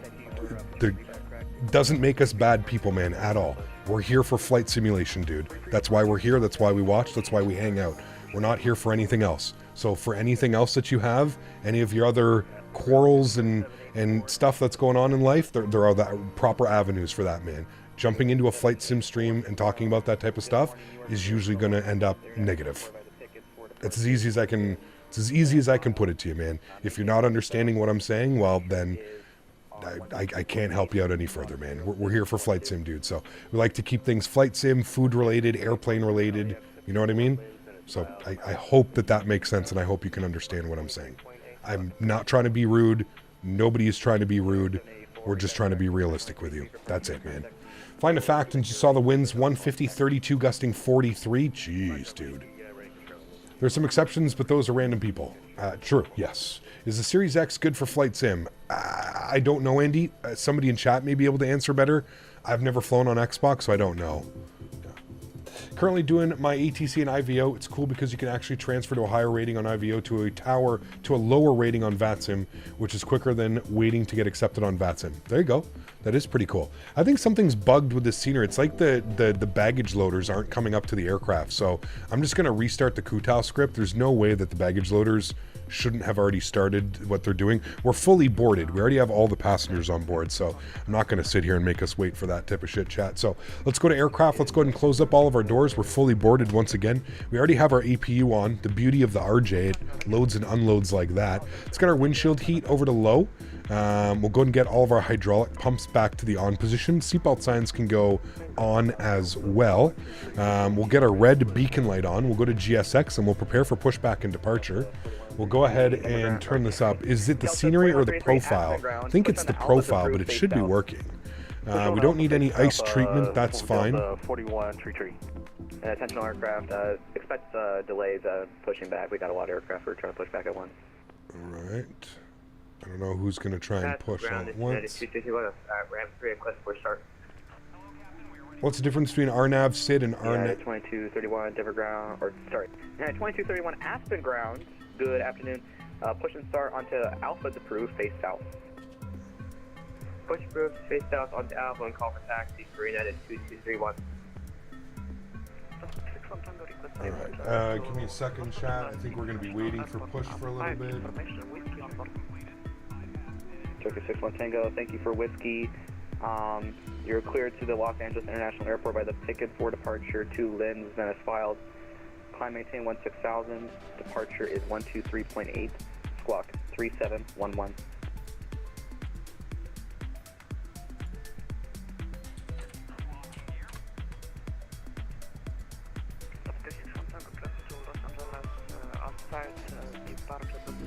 Alright, information should be updated upstairs. Should have our new flight number in 4763. Got that.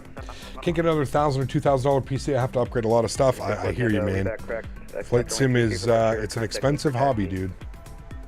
Push, sorry. Ground 4763, also looking for push and start. I know we've got a guy off to our left. SkyWest 4763, Aspen ground, stand by for push. I got 2 guys already in the alley. Alright, we're going to face north. We're just going to get it ready.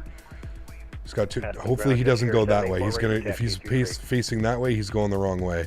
He needs to face, yeah, he's going the wrong way. Whoever that United is, I would stop that immediately because you don't take off into the mountain at Aspen. You take off that way. 2231, where are you facing? Yeah, wrong way. I knew that was coming. We faced the wrong way. Just express our thing on our... Arc, huge no floaties to you, man. 16 months. A surprise it's been this long. Love the streams. Thanks for support, man. Appreciate you, dude. Thank you, buddy. Turn south on Alpha. Don't tell Cap to stand by. This is blasphemous. Nah, dude, we gotta wait like everybody else, man. Wait patiently. Look, we got the nice, like, waiting music. Good morning, on Alpha, Nice Sunday wait music while we push back. Is this an RJ700? That's a little. Look at that. Wait. No, that's a 700, right, Chad? Why does it look so small? So small. Number 512, Charlie Papa. Cap, what are your thoughts on the CRJ? Need some updates. Need some love. Definitely need some updates, man. Let's go ahead and restart our clocks. Good. That's the 550? Okay. I was going to say, it looks a little bit shorter than me. I've got my waiting pen warmed up. How do you control the rudder? With rudder pedals. Alpha, make the left onto Alpha 6. Back taxi runway 33 to Alpha 4, then Alpha to the So what's the difference? So RNAV stands for radio navigation. So I'm not quite sure what you're asking. Like, it's just pull up your charts, man. Most departures nowadays are RNAV departures. Some are not, but most are RNAV departures. It's just it's a more accurate, if you will. You can see, like, we're going straight out, a little bit of a right turn to Boyette, then to Linz, then to Gleno. United 932, Aspen ground, standby for push. I got multiple people taxiing off. RNAV is GPS instead of radio. There you go. You're thinking about getting the TCO yoke. Should I pull the trigger? 100%. And when you do, Captain Nolan, don't forget to use my content creator code, Captain Canada, at checkout. Especially if you order from the Thrustmaster website. Probably the best products out there, in my opinion. It's hands down the best yoke on the market.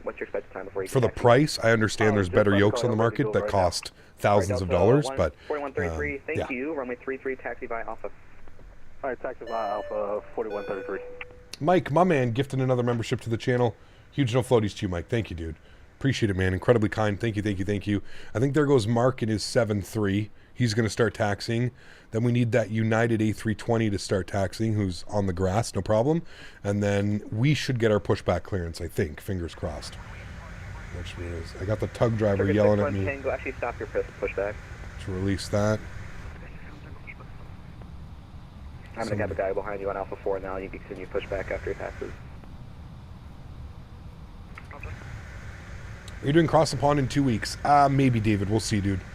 We'll see, man. I might skip this one out because we're just not going to have another... I said I wouldn't do any more of them until we get a third-party aircraft, like a third-party long hauler. If the PMDD 777 is out, I will do my best to do it. If not, I can't promise you anything, man. Unfortunately. Hey, my good friend, Mr. Q8 Pilot.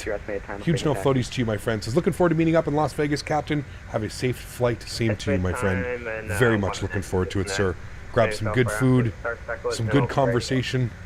The man who needs no introduction, Mr. Q8 Pilot. Thank you for the continued support, my friend. 37 months. Incredible. Absolutely incredible. Just over 3 years of support. Why are there A320s and 73s? Aspen only has CRJs. Well, Garen, this is called VATSIM. And the beauty of flight simulation is you can fly whatever the hell you want, wherever the hell you want. It's nice. Do you like the Horizon Sim Dreamliner? Not really, if I'm being honest with you. It's a slightly better mod to the default 787, which is arguably not very good. I'm just being honest. I'm sorry.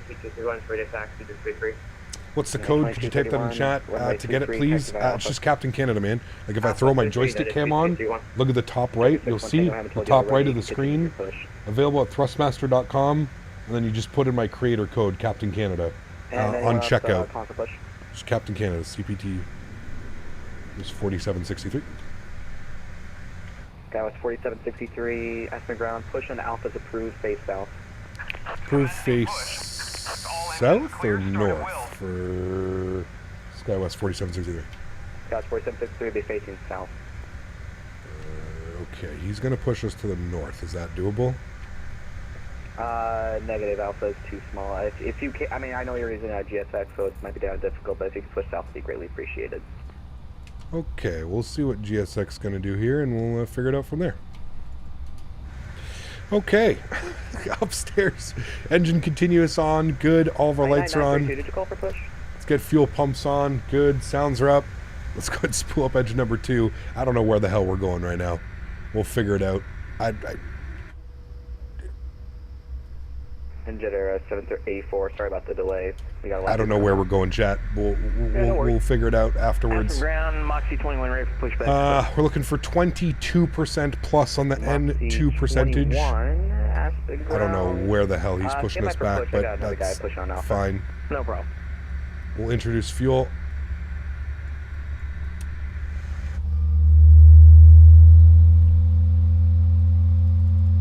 I don't know. I mean, I guess we're facing south. Technically, this is where he wanted us to push, I believe. I think. We are facing south, so... Wait, no. We're facing north. Yeah, no, we're definitely facing north. This is not correct. Shh, no problem. It's okay, we're just going to start the engines and get the hell out of here.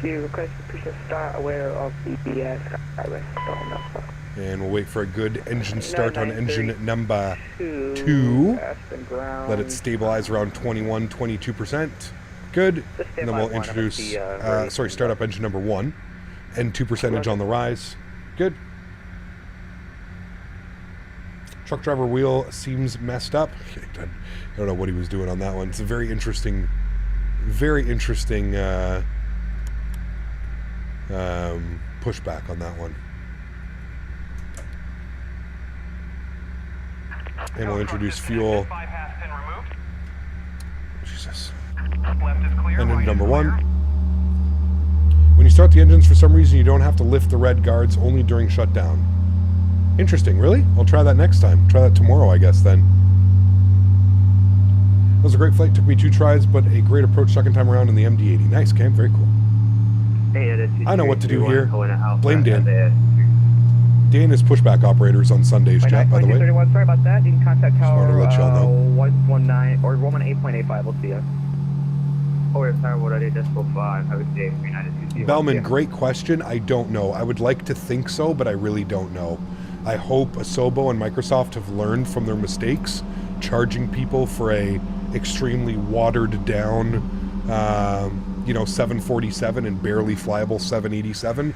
I would hope so. I think that their venture of trying to make big aircraft is probably finished now. I don't see them trying to, like, without the help of like 80 builds or any of these other guys, I don't see Asobo trying to make an actual aircraft again, like a 74 or a 787 or something like that. But I could be wrong, but who knows, man?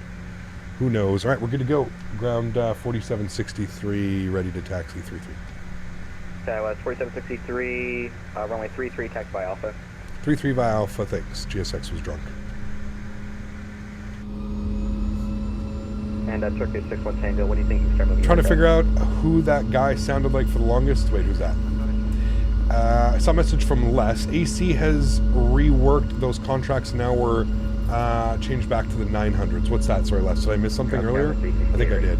Oh, the 550 is the 700 with lower packs for union agreements. 50 packs versus 70.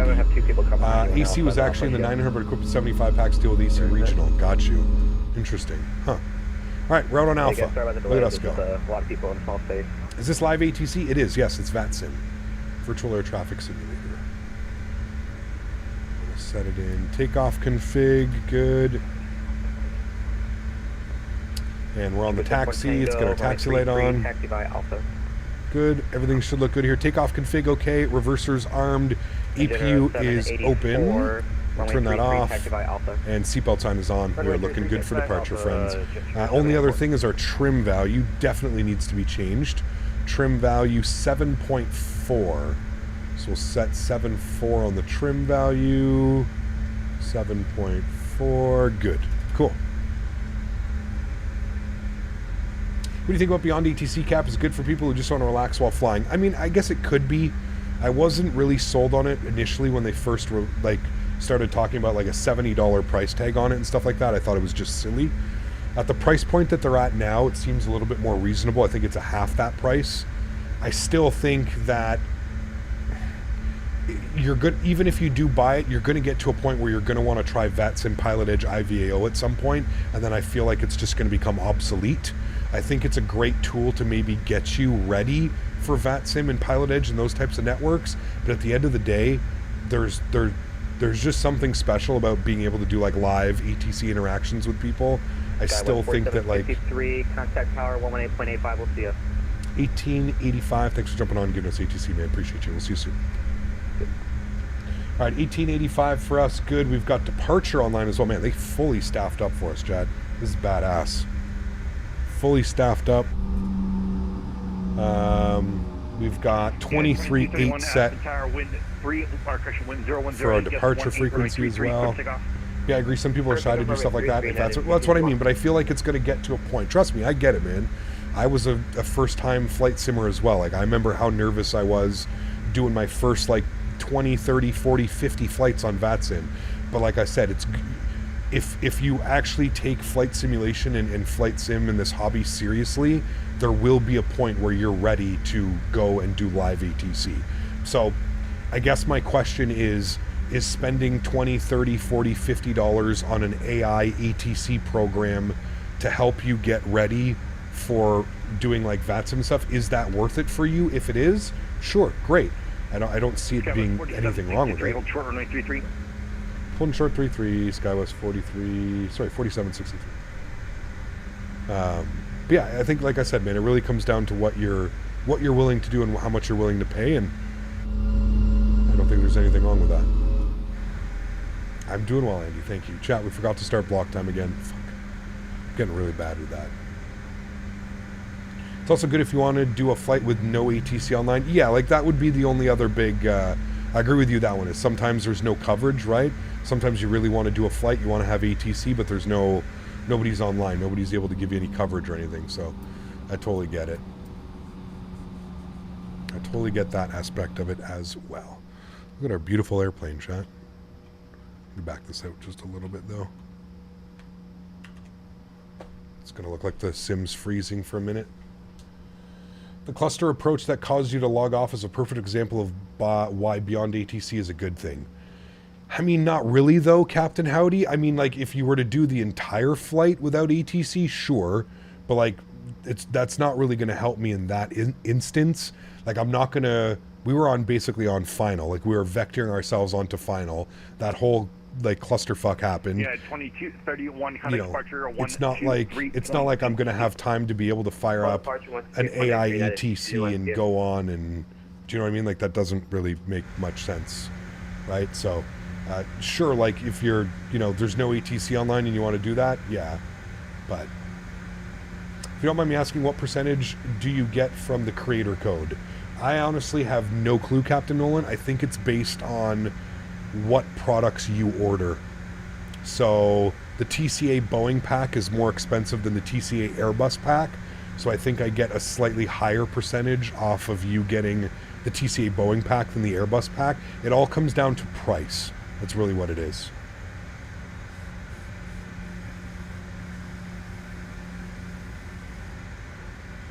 Steven, what's up, man? Good to see you, dude. I still think Beyond ATC has AI controller online all the time while VATSIM controllers are not. Yeah, absolutely. Listen, I'm not, I agree.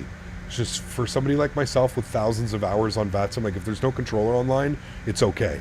I've done enough ATC controlling and stuff where I personally don't feel the need for AI ATC to give me directions and stuff. I'm perfectly fine with vectoring myself and, getting myself down to an airport. I have no problem, but yeah. Hey Cap, do you know why this bird is so sensitive with the TCA side stick?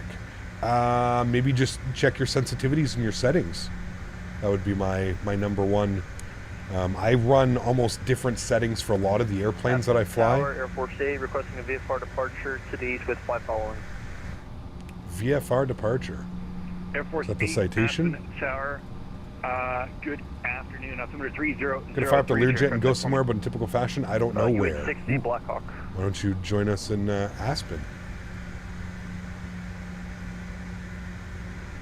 Personally, I do like VATSIM do on the network with others for ATC, but no ATC is no biggie. Yeah, exactly. That's what I mean. Like, I've done enough ATC where I feel like if I were to, for me personally, Air Force 8, Aspen Tower, going back and like doing AI ATC just feels like I'm going back.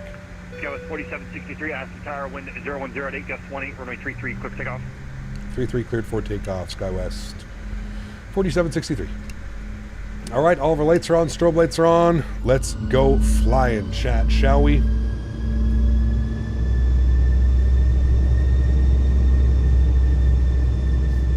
Takes quite a bit of throttle to get this bad boy moving down the runway, let me tell you.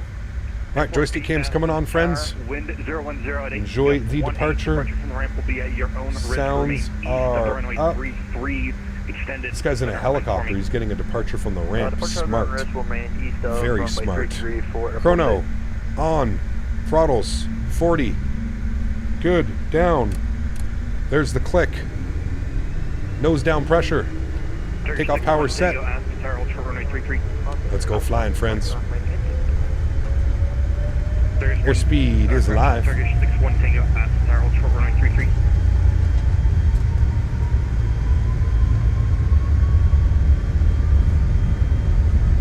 100 knots, we're neutral.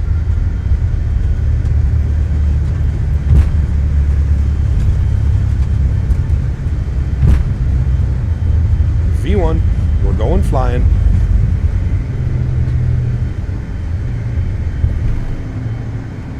Positive rate, gears up.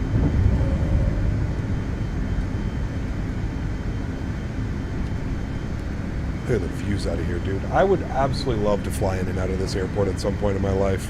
I think it would be incredible. Absolutely incredible. SkyWest 4763, coming departure 123, correction 123.8. Yeah. 123.8, we'll see you. Thanks for jumping on, giving us ATC, man. All right, 123.8 for us. Got to make a slight right turn out to avoid the terrain. You can already hear the aircraft. Pull up, pull up. We're gonna go speed cell, and we're going to 240 knots. Let's go throttles into climb detent. Let's go flaps up, position 1. We'll call up, and we're gonna go nav track. Thank you. Let's start making our left turn out now. Aspen departure, good afternoon, SkyWest 4763, 9,500.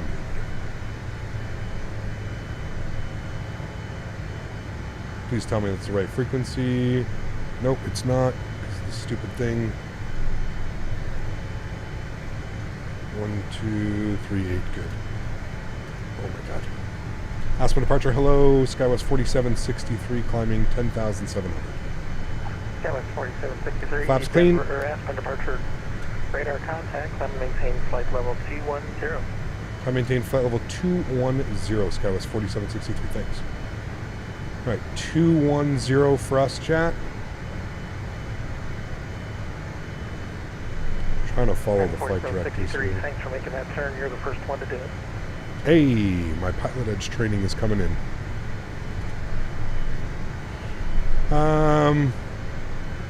Alright, let's go ahead. Jesus, I'm getting absolutely rocked around right now. Okay, thank you, airplane. Simmer down a little bit. Alright, let's go 240 on our climb. Looking good.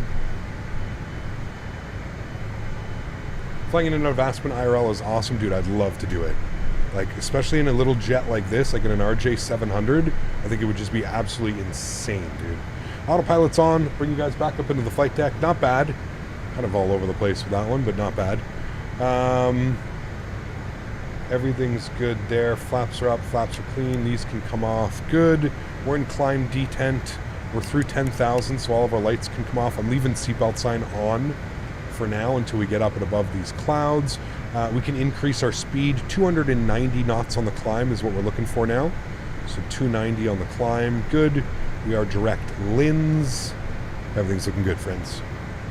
Everything is looking good. How am I feeling? I'm feeling good, man. Thank you for asking. Feeling much better than I have been over the last couple of weeks, man. Would it be cool in a 380? Absolutely not. I'll leave that up for Captain William. Captain Will with his YouTube shorts. Confirm you're still climbing.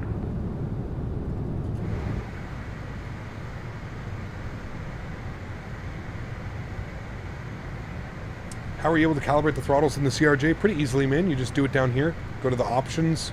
Go to the throttle. 4763, clear direct junction. Cleared direct junction. SkyWest 4763. Direct junction. Execute. There we go. It's going to make a left turn.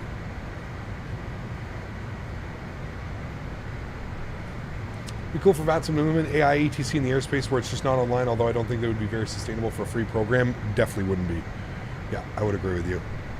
I don't think that that could happen. Not unless VATSIM was like charging a fee for you to be doing something like that, you know? Do you use auto FPS? I do not. No. You're flying a fly-by-wire? Nice. Very cool. SkyWest 4763, contact Denver Center 127.65. 12765. Thanks for wonderful ATC, man. You have a great afternoon. Thanks for jumping on for us. 12765 for us. We're up and above the clouds. Seatbelt signs. Down to auto. There we go, friends. Climbing out of Aspen. Kind of sucks. I wish it was... I love the cloud layer. Trust me, I do. But Aspen is one of those approaches where sometimes you kind of wish you could actually see the whole approach in because it's just so beautiful. I mean, this does look damn nice as well, Chad. Let's be real, right? I mean, those clouds look absolutely fantastic.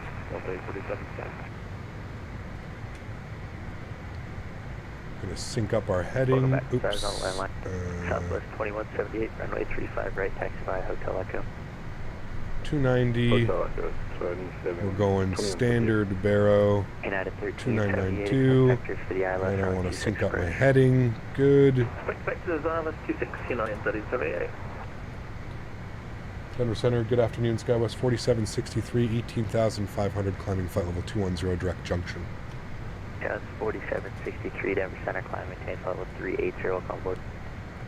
Actually, sorry, we amended that to 36 if possible for SkyWest 4763. Yeah, SkyWest 4763, climb, maintain flight level 360. 360, thanks so much. SkyWest 4763. All right, 360 for us, Chad. 36,000. I don't know if there's a way for me... Progress? Is there a way for me to check my cruise altitude? I don't think that there is. I don't think there's a... I don't think there's a way to check like your best cruise altitude. I don't think it's an option with this aircraft. It might be. If someone knows, do let me know, but I don't think that it is. So we're just going to go 3.6. 3.8 seems a little bit much. I know that it wants to get us up as high as possible to get up away from that headwind, but feel like 380 is a little bit much. What PC do you use and how much is it, and do you recommend it? I do, yeah. Obviously, there's better. My PC is about 2 or 3 years old now, Garen. I'm actuly in the market for a new PC. Most likely at some point this year I will be building a new computer. Yeah. Cap, I'm going to pull people's sunglasses off that I don't like during the eclipse. That's pretty rude. I wouldn't be doing that at all, man. I wouldn't even be joking about stuff like that, to be honest with you. Garen, you can put exclamation point specs in chat if you're interested in my current PC setup. Hey, Cap, tell the Sens to take a night off for my boys. I mean, don't worry, they will, Austin. Are they playing tonight? They took the night off last night. They got beat 7-0 or something like that, I think. 7 or 8-0. Nah, it's not in the init page. I don't think it shows you anywhere. The legs, or sorry, performance, perfinite. Doesn't give you, just gives you like what I put in as my cruise altitude. United 1866, Denver Center, cleared to the Phoenix Sky Harbor Airport by the Smyrna 2 departure day transition, then unfortunately. Departure with me, squawk 0677. What speed you enter the 7.3 MCP for takeoff? Usually your V2 speed. Whatever your V2 speed is. Play the Caps tonight, but we're fighting for a playoff spot? Well, they'll probably show up then. Who knows? United 1866, feedback correct. Expect 25 departure, Denver altimeter 2973. Hey Cap, I realize the stuttering only happens at Any Build San Antonio and the scenery is known to be heavy on performance. There you go. So, good, at least you narrowed it down, right? At least it's not doing it at every airport.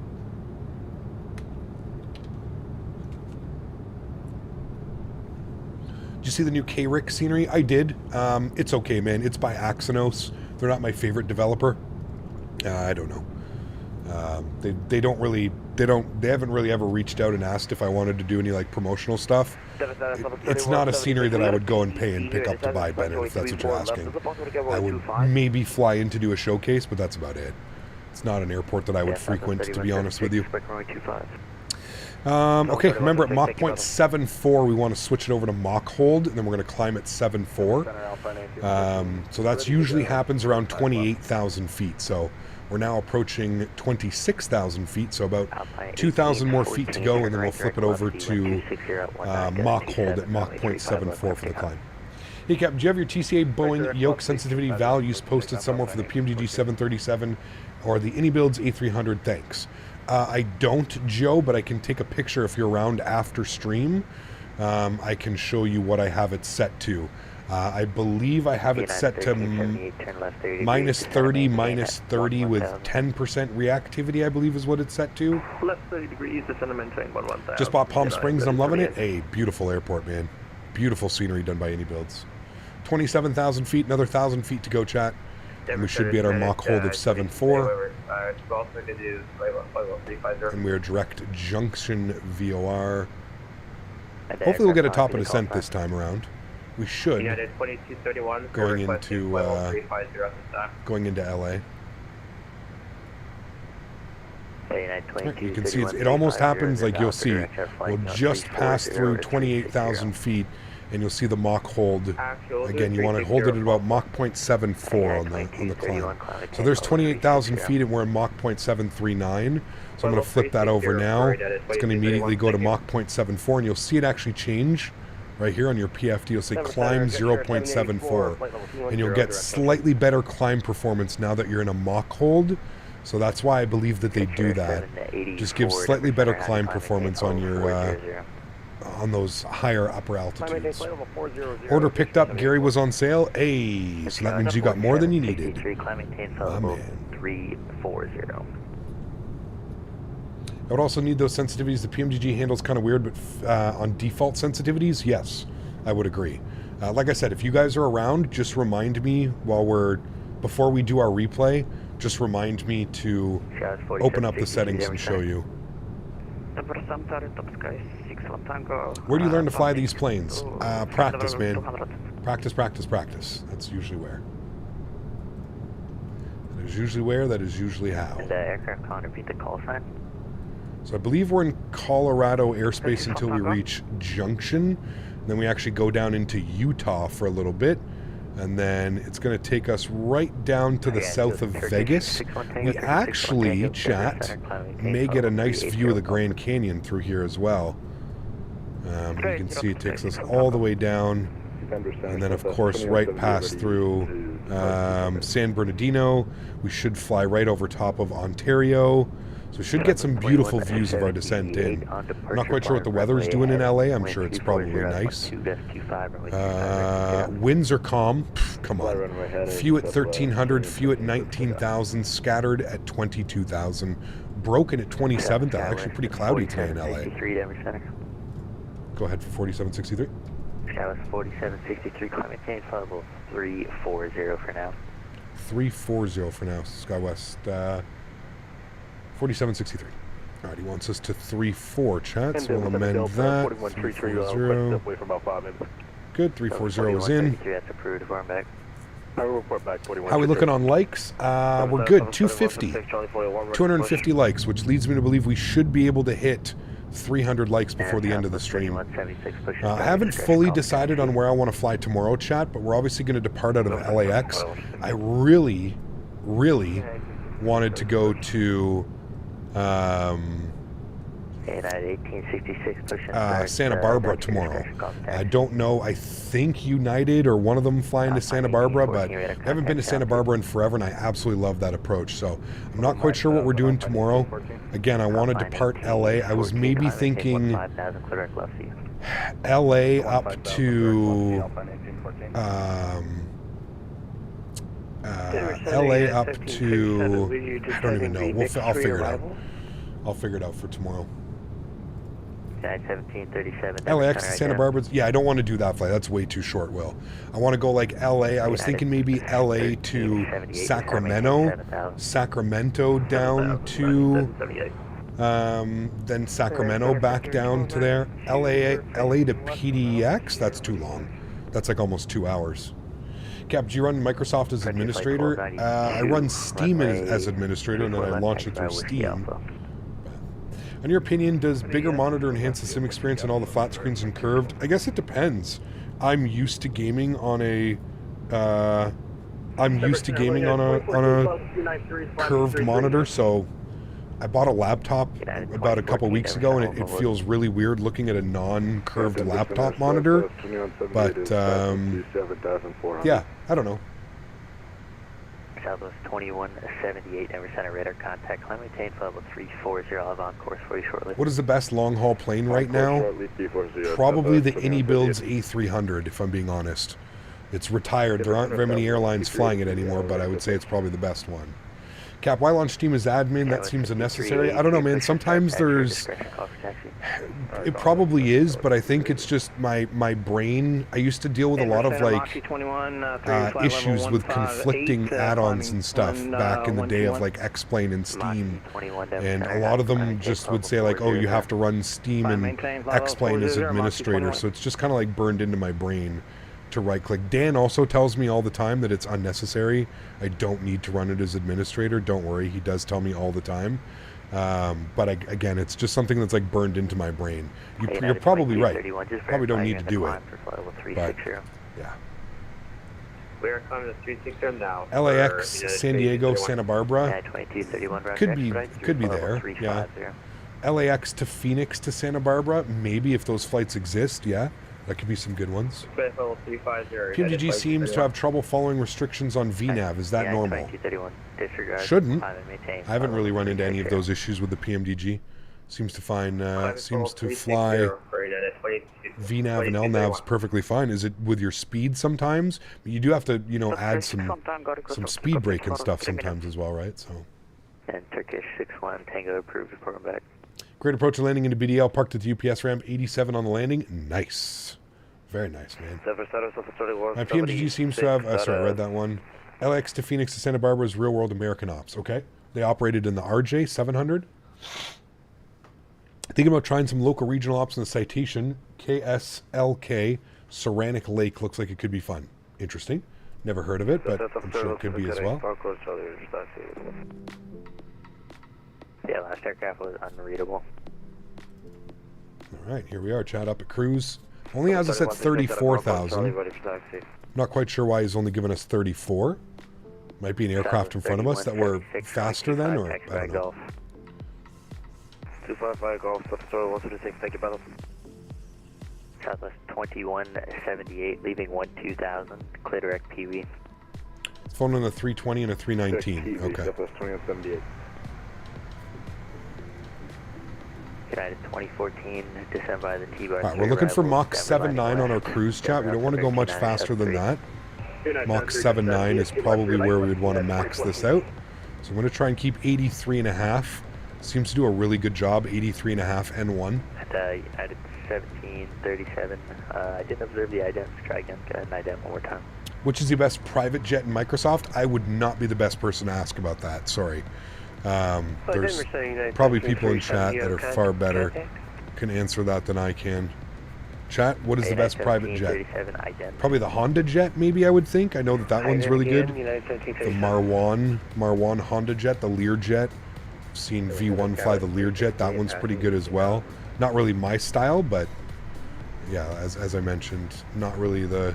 368, Denver Center, climb maintain level 30. Alright, we're going back to 83 because our speed's increasing just a little bit more than I want it to. United 1378, sorry for the late turn right heading 290. Right, 290, United. Look at our ground speed, pretty nasty. 387 with a 75 knot headwind right now. That's why we had all that fuel on board, chat. We're on our way.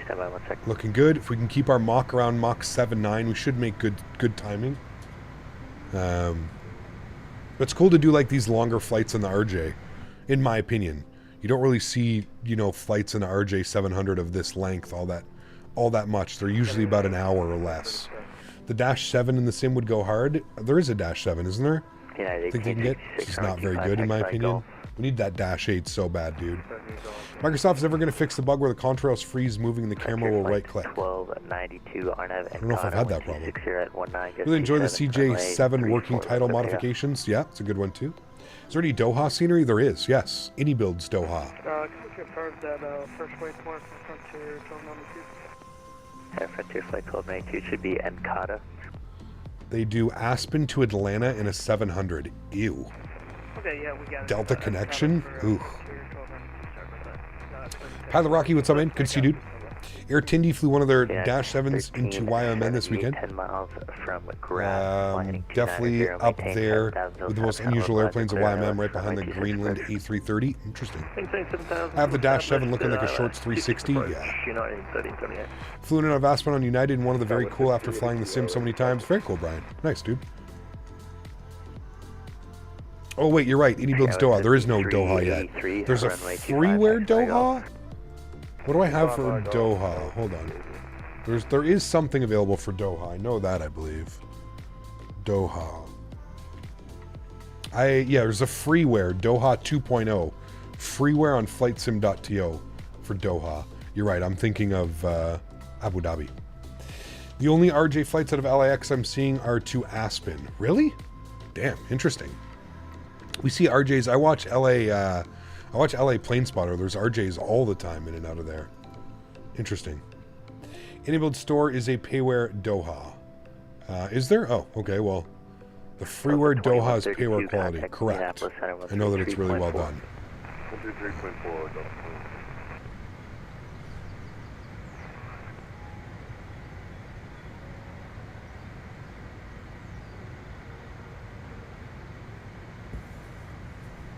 Go with 82.5 and see what that does with the speed.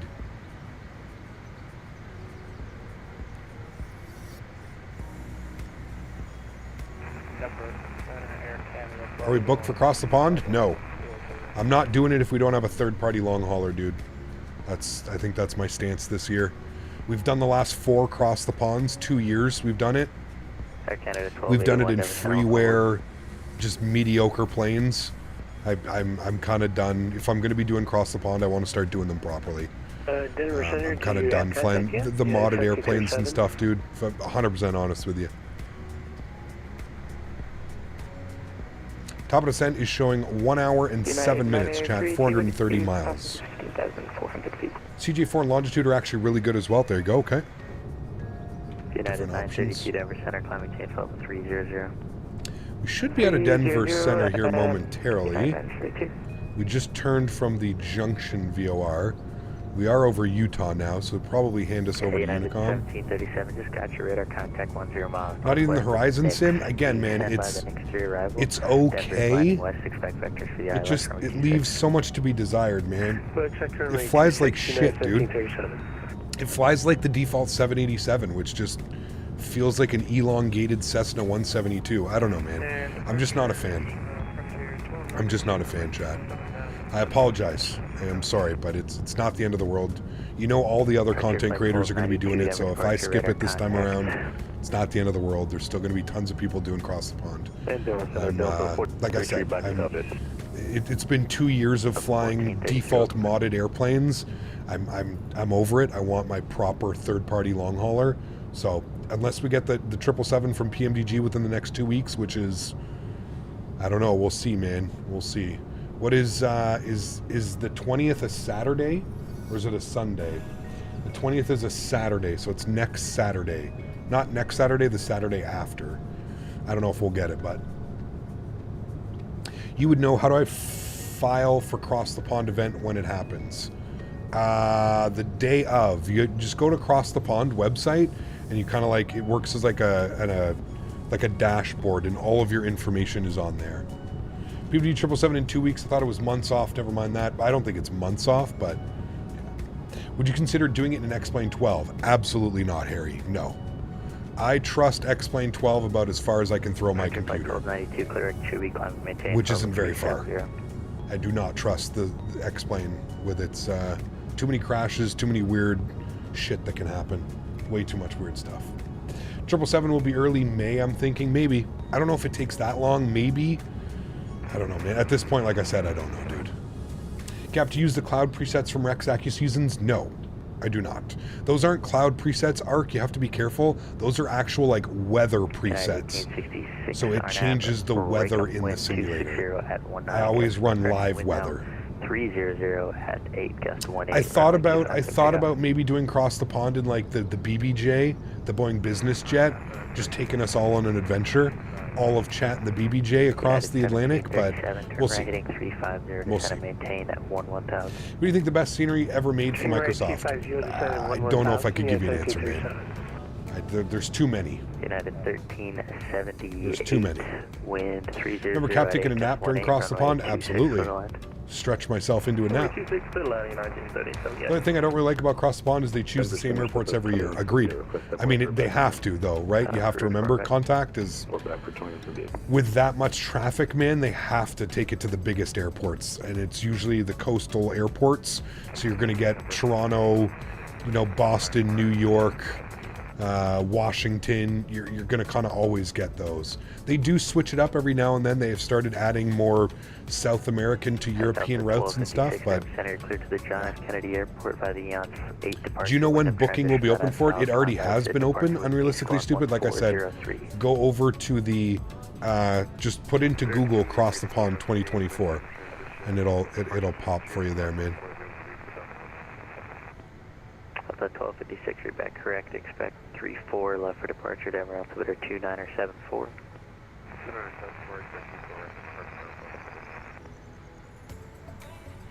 Yeah, it's already been open for quite a while. The registration, if you didn't like pre-register, the registration opens on the 12th, I believe.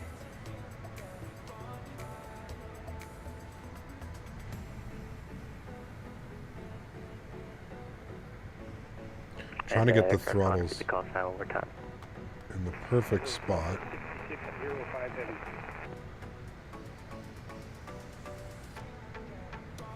Heads up to 6605, Denver Center ident. 6605 ident. There's at least 8 of us going into LAX. Nice. Love it if they opened Brazil to Cairo for Cross the Pond. It could be interesting, yeah. How big is the pond? We'd like to see some more airports included. Maybe, man. I mean, obviously, as the hobby continues to grow and the event continues to grow, maybe we will see more of that, right? Hey, Cap, I'm a swimmer and I have training, so I can't be on all stream. Love to do Cross the Pond, but I'm waiting for the PMDG 777 or the A380. That's what I'm saying. Yes, correct. This man has his profile picture as me, but like as my like, fuck's sakes, dude. Oh man, it's Sunday, chat. And Alpine 1814, I was on the landline second. Thanks, answer. You get the NF 31 Springs. Alpine 1814, you can expect that. What pick is that, dude? That's the Thrustmaster. Thrustmaster is like, we need you to take a super fancy picture for our website.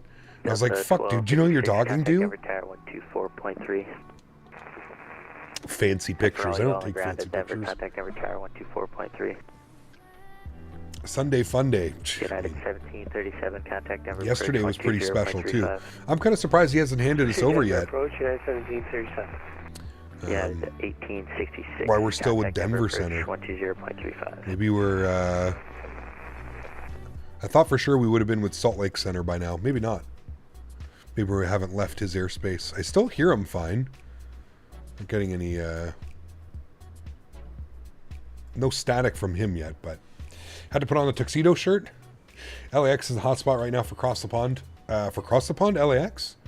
Fanciest picture Cap has done are the ones you're seeing right now where he's wearing a tie. Exactly. Fanciest pictures are me at Flight Sim Expo. Patek. When I have, Dan and Patek will know. When I have my nice fresh shirt on. Is Patek here? Patek, are you here? If you're here, I need to jump in a chat afterwards. I need you to order me some shirts for Expo.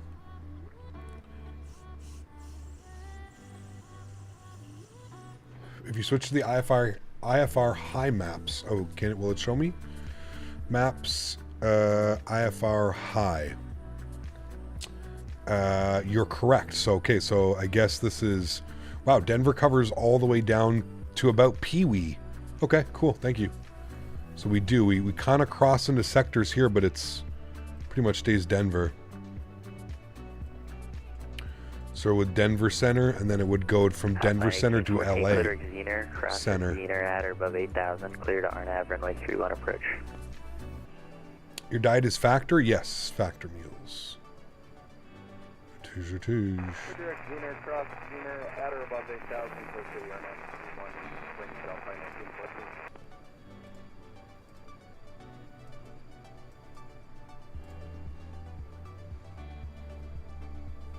I gotta get the Captain Canada polos. 63, thanks for the help. I don't know about that. Level 360.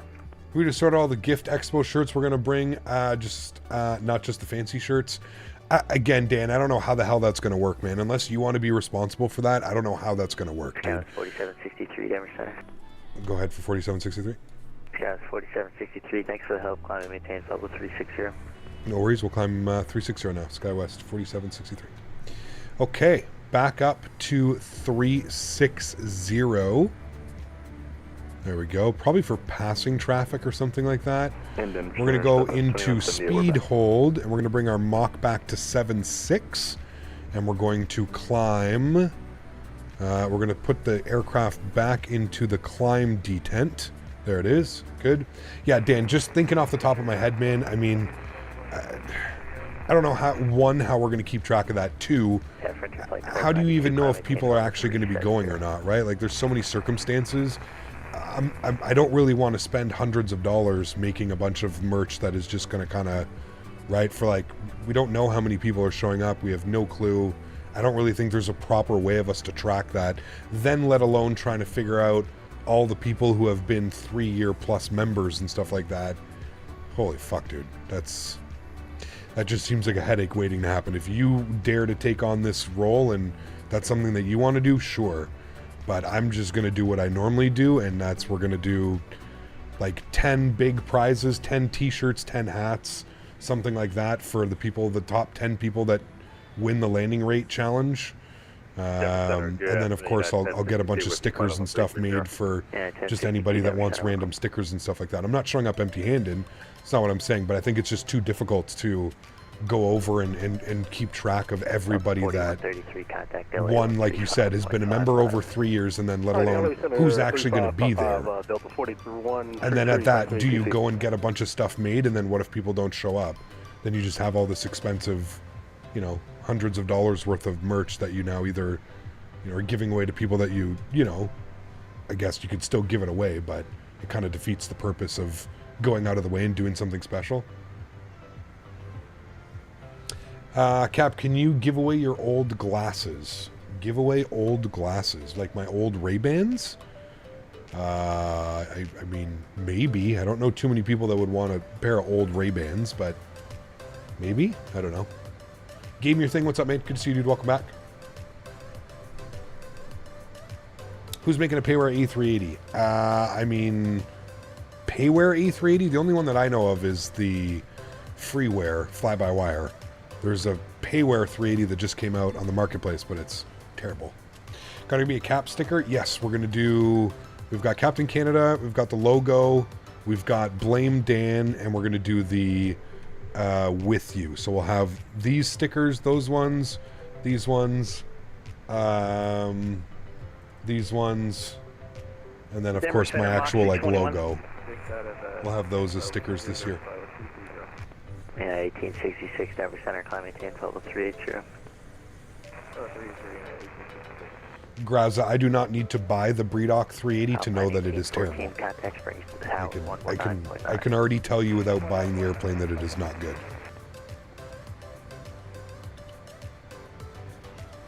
What do you think about the Any Builds 380? Never been confirmed, man. Good.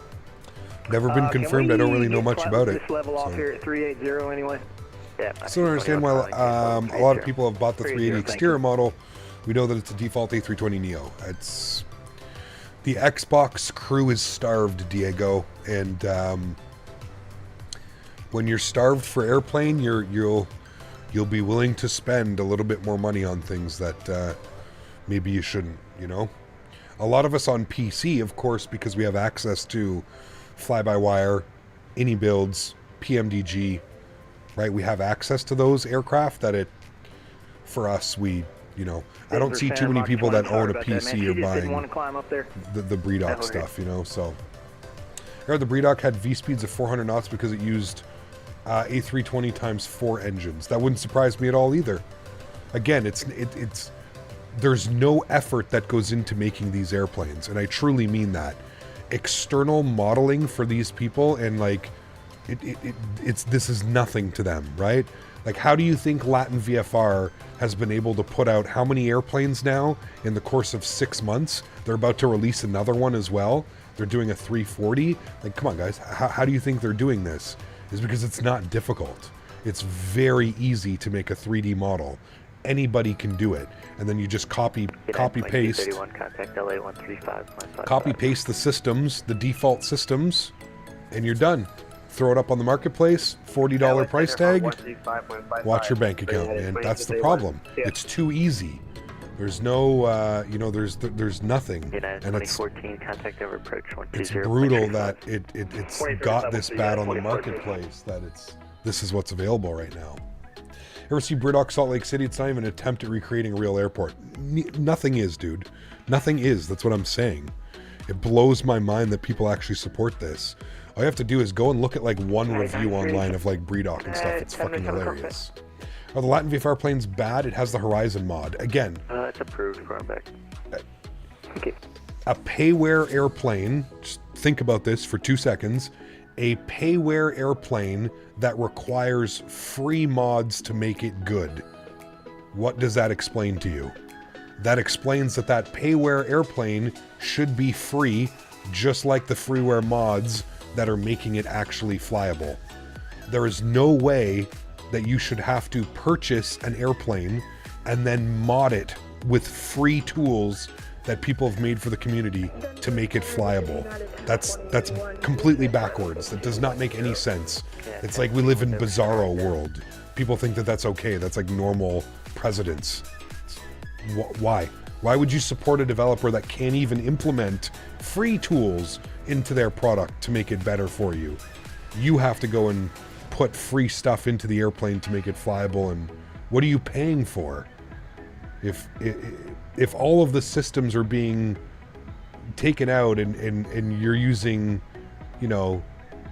mods from other airplanes and stuff, it's so silly, man. It truly baffles me that people don't understand like what this even means. Like, it's crazy to me that people think like that type of behavior is like acceptable and normal. It's wild. Didn't let VFR actually put a claim against Horizon for the mods, even though it helps sell their crappy planes. They did. I think it was them, or one of them did, Tom. Dude, it's fucking stupid, man.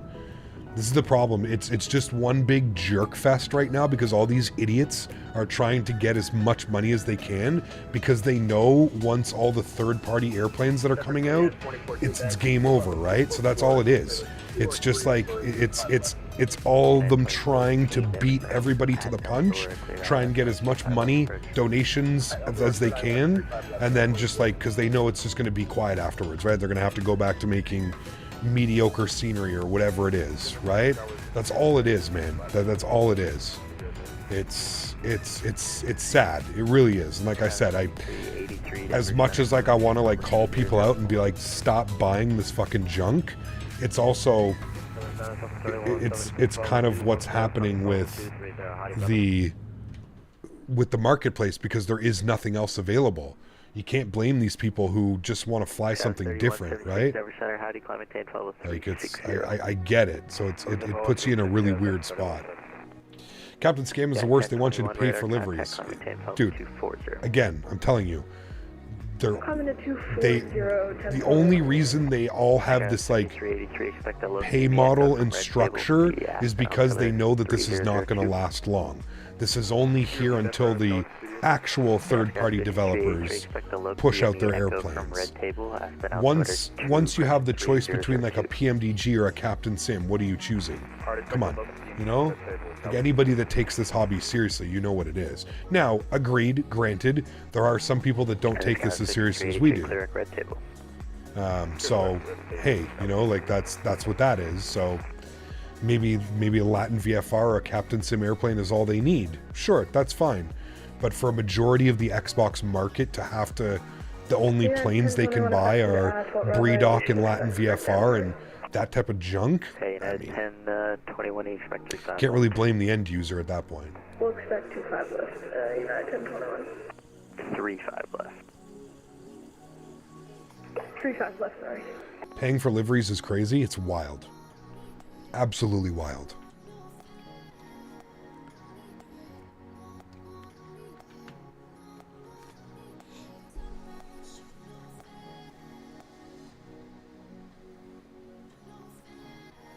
Trying to cash up before the big boys come. 100%. That's all it is, man. Pardon me. That's all it is. That's the only reason you see BREDOC. It's the only reason you see Lat VFR. It's the only reason you see any of these developers. They're trying to make a quick buck before they realize that it's not possible anymore. It's a shame because the Xbox crowd gets scammed. I mean, like I always tell people, dude, if you do the right amount of research, you shouldn't get screwed.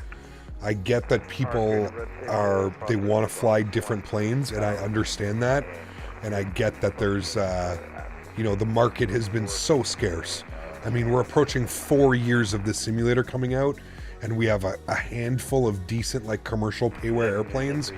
People are starved. They want to fly new airplanes and new things, and that's where, again, it kind of sucks. It's where, well, there's that demand, and then you have the people that are willing to, like, Latin VFR and BREDOC, these guys don't give a fuck about their name, right? And the longevity of what this does.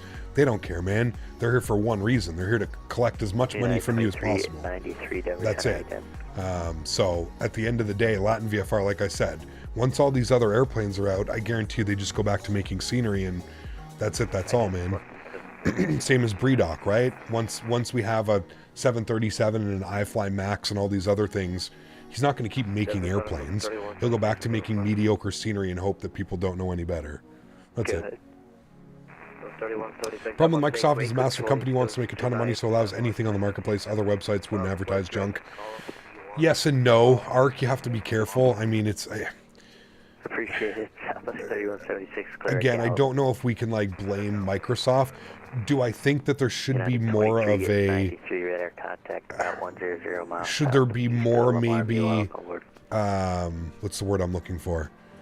Should there be more of a... 21, descend by the T-bar through with overlanding north. I don't know. I think they've done a decent job. Actually, ARC, as shitty as it is on the marketplace and stuff like that, I do think that they've done a decent job. Hello, Didi. I think that oversight, yeah, it's a good word. I do like that there's a voting system. You can vote in stars.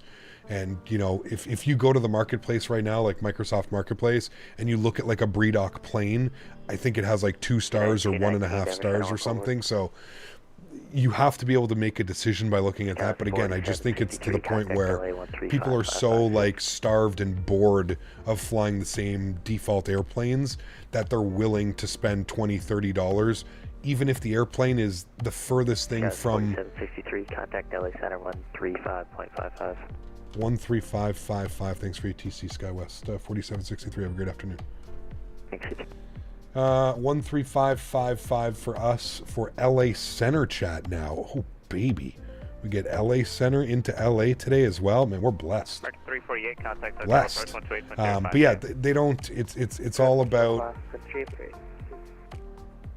It's difficult to like get upset at Microsoft and say, you know, Microsoft isn't designing these products. They're giving people the tools, and the people are making these products. But again, it's I don't know how you can, you know, other than put like a fair warning like they do where there's a rating system. I think that's really the only way you can combat that type of stuff is by just putting a rating system. And we actually do have a top of descent marker up here as well. Microsoft needs a better screening process for eliminating this crap. Yes and no. I can agree with that one, that a screening process might need to happen. What if the fly-by-wire 380 drops for the cross the pond, and the PMDG 777 drops too? What you choosing, Cap? 777 all day long. 777 all day long. Huge enough floaties to you, JJ. Thank you for the continued support, my man. Appreciate you. 777 all day long, man. 777 wins over the 380. All day, every day. All day, every day. Yeah, thank you.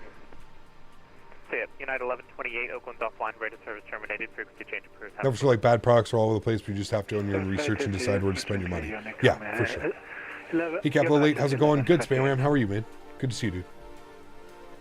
Welcome back. Hope you're having a great afternoon. Guys, if you haven't done so as well, we're looking for 300 likes on today's stream. If you haven't done so, please don't forget to smash down that thumbs up button. Show the channel some love. We're about to check in with LA Center. LA Center, good afternoon. SkyWest 4763, flight level 360. SkyWest 4763, LA Center, welcome. Wasn't the 330 from Airsoft supposed to drop before last across the pond? Correct. Pardon me. Over 6 months ago, Steve. This is when it was supposed to technically be out. They released the paint kit over a year ago. That's what still baffles me. That's what still blows me away is the paint kit. The paint kit came out over a year ago for that. So there's probably 10,000 liveries for the Airsoft 330 now. Cap, you watched the Dune film, saw it yesterday, it was amazing. I have not did. No. How many meals per week do you get from Factor? It'd be nice to get enough for breakfast, lunch, and dinner 5 days of the week. Is that possible with them? It is. I do lunch and dinner 6 days a week, college dude. I do my own breakfast. I do rolled oats with yogurt and berries in the morning. Or I'll do just like granola, like make like a little parfait. Granola with a little bit of yogurt, fat-free or Greek yogurt preferably. Greek yogurt's the best if you want to watch your calories and stuff. And then I do lunch and dinner 6 days a week, and then 1 day cheat week. 1 day cheat day a week where I have pizza or barbecue hamburgers or whatever it may be. 1 cheat day a week. Is it expensive, Factor? It can be. I guess it depends what you're spending right now on groceries, to be honest with you. But for me, it's $160 a week. And I said that covers my lunch and dinner 6 days of the week. So alternatively, if I were to go to the grocery store, yeah, it's probably a little bit more expensive than going to the grocery store and buying groceries, but obviously far more convenient. And for me, I struggle with meal prep because I get bored of the same meals over and over again. part of the best thing about Factor, in my opinion, is just being able to change your meals. Every week you can have something different, you know? Hello, Sia, for the third time. Good to see you. Please remember, it does take a second. I'm also speaking. I'm not just going to stop doing what I'm doing just to agree. Hello, how are you? Nice to see you. Thank you for being here. Please understand it's not an instant reaction, remember. Diego, thank you for 22 months, man. Says, Captain, just 2 months away from earning my golden leaf emblem. Unbelievable, Diego. It's going to be great, dude. You're going to get it, actually, if you think about it, you're going to get it right before the expo, Diego. So you should be repping Flight Sim Expo with your 2-year badge. Look at the ortho down there, man. That is just incredible. That satellite imagery, like this tile right here. Man, that's why I love flying in this part of the world. I think the ortho out here is probably some of the best. It's incredible. People don't realize how much time ordering food saves. I mean, between cooking, shopping, and everything in between, like I said, is it a little bit of a premium? Absolutely. It's still far cheaper than going out. It comes out to about $10 a meal, $12, $13 a meal. It's obviously cheaper than going out. It's cheaper than going for fast food most of the time. Definitely cheaper than going to a restaurant. And again, you're getting restaurant quality food basically at home, portioned, controlled, calorie controlled. For somebody like myself to pay a little bit more, I'm perfectly okay with that. Especially because like I'm on a diet or, you know, maintaining weight. I don't want to get as big as I was during COVID and stuff. So, Hello. Are you excited for the Masters? Maybe. Round 3 and 4, sure. I never really watched the first 2 rounds, to be honest. Travis, 6 months. My man says, just double checking. Is medium bush or low bush? Low bush. Huge no floaties, man. Thank you, dude. Factor meal plan, yes. Is it microwavable? You can put it in the microwave. You can put it in the oven. There's certain things I don't mind putting in the microwave. It's about 3.5 minutes in the microwave. About 10 to 15 minutes in the oven. So, yeah. I banned you last time for 24 hours. I see why. I see that you also still haven't learned yet. So maybe, again, we can take a little bit. Remember that it's not instant gratification. Remember, just take a little bit. You can put something in chat and, yeah. Caparusi just purchased a Beach Baron. You should come down to Florida and rip it up. Jesus. Congrats, man. 7 more likes to go. Nice. Hopefully, we'll be able to hit that before our arrival into LA. Looks like we're scheduled about an hour. We should be on the ground into LA, chat. About an hour. I think the weather is still looking good in LA.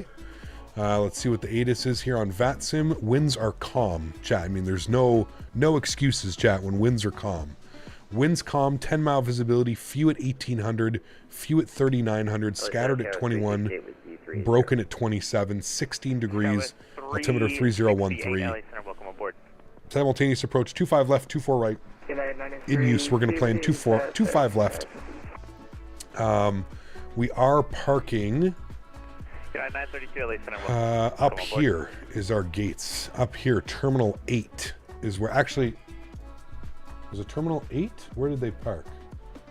Yes. Yeah, it was Terminal 8. 83 is where the real aircraft parked. Terminal 883. So we're going to ask to go in at Charlie 6. So 25 left. Hopefully we can vacate first. Probably like Hotel 4 if we can. I don't know if we can, but Hotel 4 or Hotel 5. Hotel 4 saves us so much time. Where did the real jet go? No, okay, they went all the way down as well. Yeah, it looks like they usually vacate Hotel 5. Then vacate here, and then cross at Juliet, and then Juliet Bravo up into Charlie 6 ramp is the way that the real aircraft went. So hopefully that's what we can do as well. You can see us on our flight plan. I would say we're about maybe just past halfway. About halfway now. Again, they could spam too, just like me. I always find good solutions. Nope, that's not a good solution. And that's 3 in a row again, so here's what we're going to do. We're going to time user out. This time we're going to go 48 hours. Let's see if he learns his lesson. We'll try. 24 hours, he didn't learn anything. Let's try 48 hours now. We'll see if he learns something within 48 hours. And then if he doesn't learn within 48 hours, well then, unfortunately, we'll just have to be a permanent ban. It's like 1 strike, 2 strikes, 3 strikes, you're out. There you go. Hey, Cap, any tips on how to convince my parents to get me a PC for Microsoft? I mean, it's flight simulation. Do you want to be a pilot? Is there a chance that you could be a pilot? I mean, you could use it in quite a way. I don't know. You could always work for it as well, right? Do some chores, start, cutting the grass, shoveling the driveway. Could work your way towards a PC. PCs are very expensive, man. I mean, you're looking at thousands of dollars. So. 2805, Say it's for school. Yeah, you could do that one. Steal mom's credit card? Not going to suggest that one. Chores for a PC? Well, it depends. Flight level 360, Delta 1922. Al, all the way from Edmonton. Good to see you, man. Welcome. Delta 1922, LA Center, ready. Hope you're doing well. Welcome, squawk 7620. 7620, Delta 1922. All right. Restrictions on the Angel 4. We're coming in from Hackham. Just need to be between 30 and 24 at Gleason. I think that's what we have in here. Legs. Where is it? Gleason between 24. Yeah, looks good. Looks good. Looks like our top of descent is in just before Gleason. Top of descent is in 36 minutes is our top of descent. 232 miles. About 25 miles before Gleason we start our descent, which makes sense. So, top of descent, 36 minutes, 230 miles. That headwind is pretty much just sticking true. 75 knots on the headwind. We're 343 miles out from LAX with a ground speed currently of 378 nautical miles. Cruising along, chat. We couldn't do much better if we were in an A320 or a 7.3. We're doing Mach point 788. We're right up there with the same speeds if we were in an A320 or a 7.3. That's kind of the beauty of this airplane, is it's able to do those speeds the same as a 7.3 and an A320. They're just not very comfortable. If you've ever been in an RJ, you know that you're basically sitting like this. This is how you're sitting in an RJ for, unless you have two empty seats and then you got a little bit more room. But you planning to fly Sun and Fun on Vatson this evening? No, I am not. No. Landed in LAX 15 minutes ago. No wind there. Yeah, it's showing no wind at all. So interesting. Cat finally broke down and built a new PC. You did? Oh, nice, dude.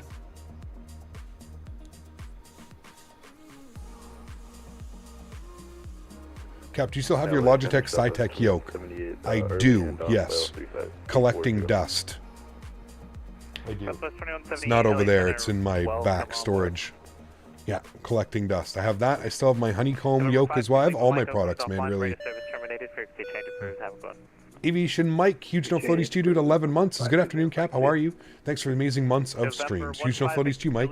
Thank you, dude. Appreciate it. Thank you very, very much for your support, dude. I'm in the E190, flight level 380, 425 on the ground speed. Wind is nice up here. Nice, dude. Very cool. CRJ is actually faster. You can go Mach 0.85 compared to 8.2 for a 320. That's max operating speed. Very rare do you get them to go max operating speed, Jacob, but yes, they are pretty quick little things, man. What are you anticipating about the 777 release? What do you mean, Chris? What am I anticipating? I'm anticipating a great product. I believe it was Vertical Sim, Steve, that released Provo, Utah. It was Vertical Sim. You had Micro Center Do It 2700, including parts and build. What did you get, though? i9, did you go Ryzen 7800X3D, 4090, 4080 Ti, 4080? I'm still thinking towards the release of Microsoft is when I'm going to do mine. I still think like when we, August, September, October, it's kind of still when I want to do my new build. I want to wait for 2024 to come out first and then decide if I'm going to. I want to see some specs. I want to see who has what out by then and how things are working. Gonna upgrade to a 4070 Super from a 2060 Super. Nice choice. Very nice choice. That frame generations aid will add quite a bit. Caleb, 2 months. Thank you, man. Says, hey, Cap, when you come to see me in Boston for a VATSIM event? We literally flew in Boston the other day. Thursday, we flew into Boston. Where were you? We had no ATC in Boston, sir. I was very upset. I couldn't believe it. Couldn't believe it. 8,200 for 13,000. They said to release, so bug-free team will be on the beach for a vacation on release. Yes, correct. I-9, 12900, Z9, Z790, 4080, and 2 M.22 terabytes. Beast. Beast of a PC. Yes, sir. You are ready for future-proof for a while with that one, Mark. We're at point Upgrade to maybe a 5000 series down the line in a couple years, 2 years from now. Update to a 5000 series and you'll still be going strong. 4070 Super is basically a 3080, it just has frame gen. Correct. Yes. Localize established 26 plus.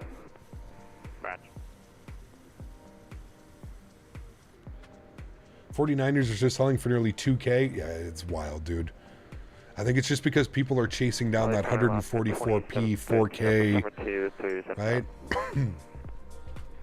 Oscar 2713, LA Center, welcome, climbing team, flight level 340. 340, Oscar 2713. 4080 Super is much better. Price to performance, yes, absolutely. Absolutely. Thanks, climbing team, flight level 340.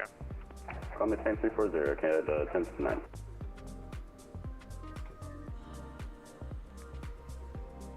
What are your thoughts on RAS, Runway Awareness and Advisory System? It's okay, Micah. I'm not, I don't know. There's not very many airlines that use that in North America all that much. I find it's kind of like an older program, found on a lot of like older jets and stuff like that. I don't know. It's okay. But yeah, I don't know. Europe next week. Hope you're feeling better. I am feeling better, Ludwig. Good to see you, man. And yes, Europe next week. We'll do some DHL Pratt & Whitney ops in the A300 to start off the week on Thursday probably.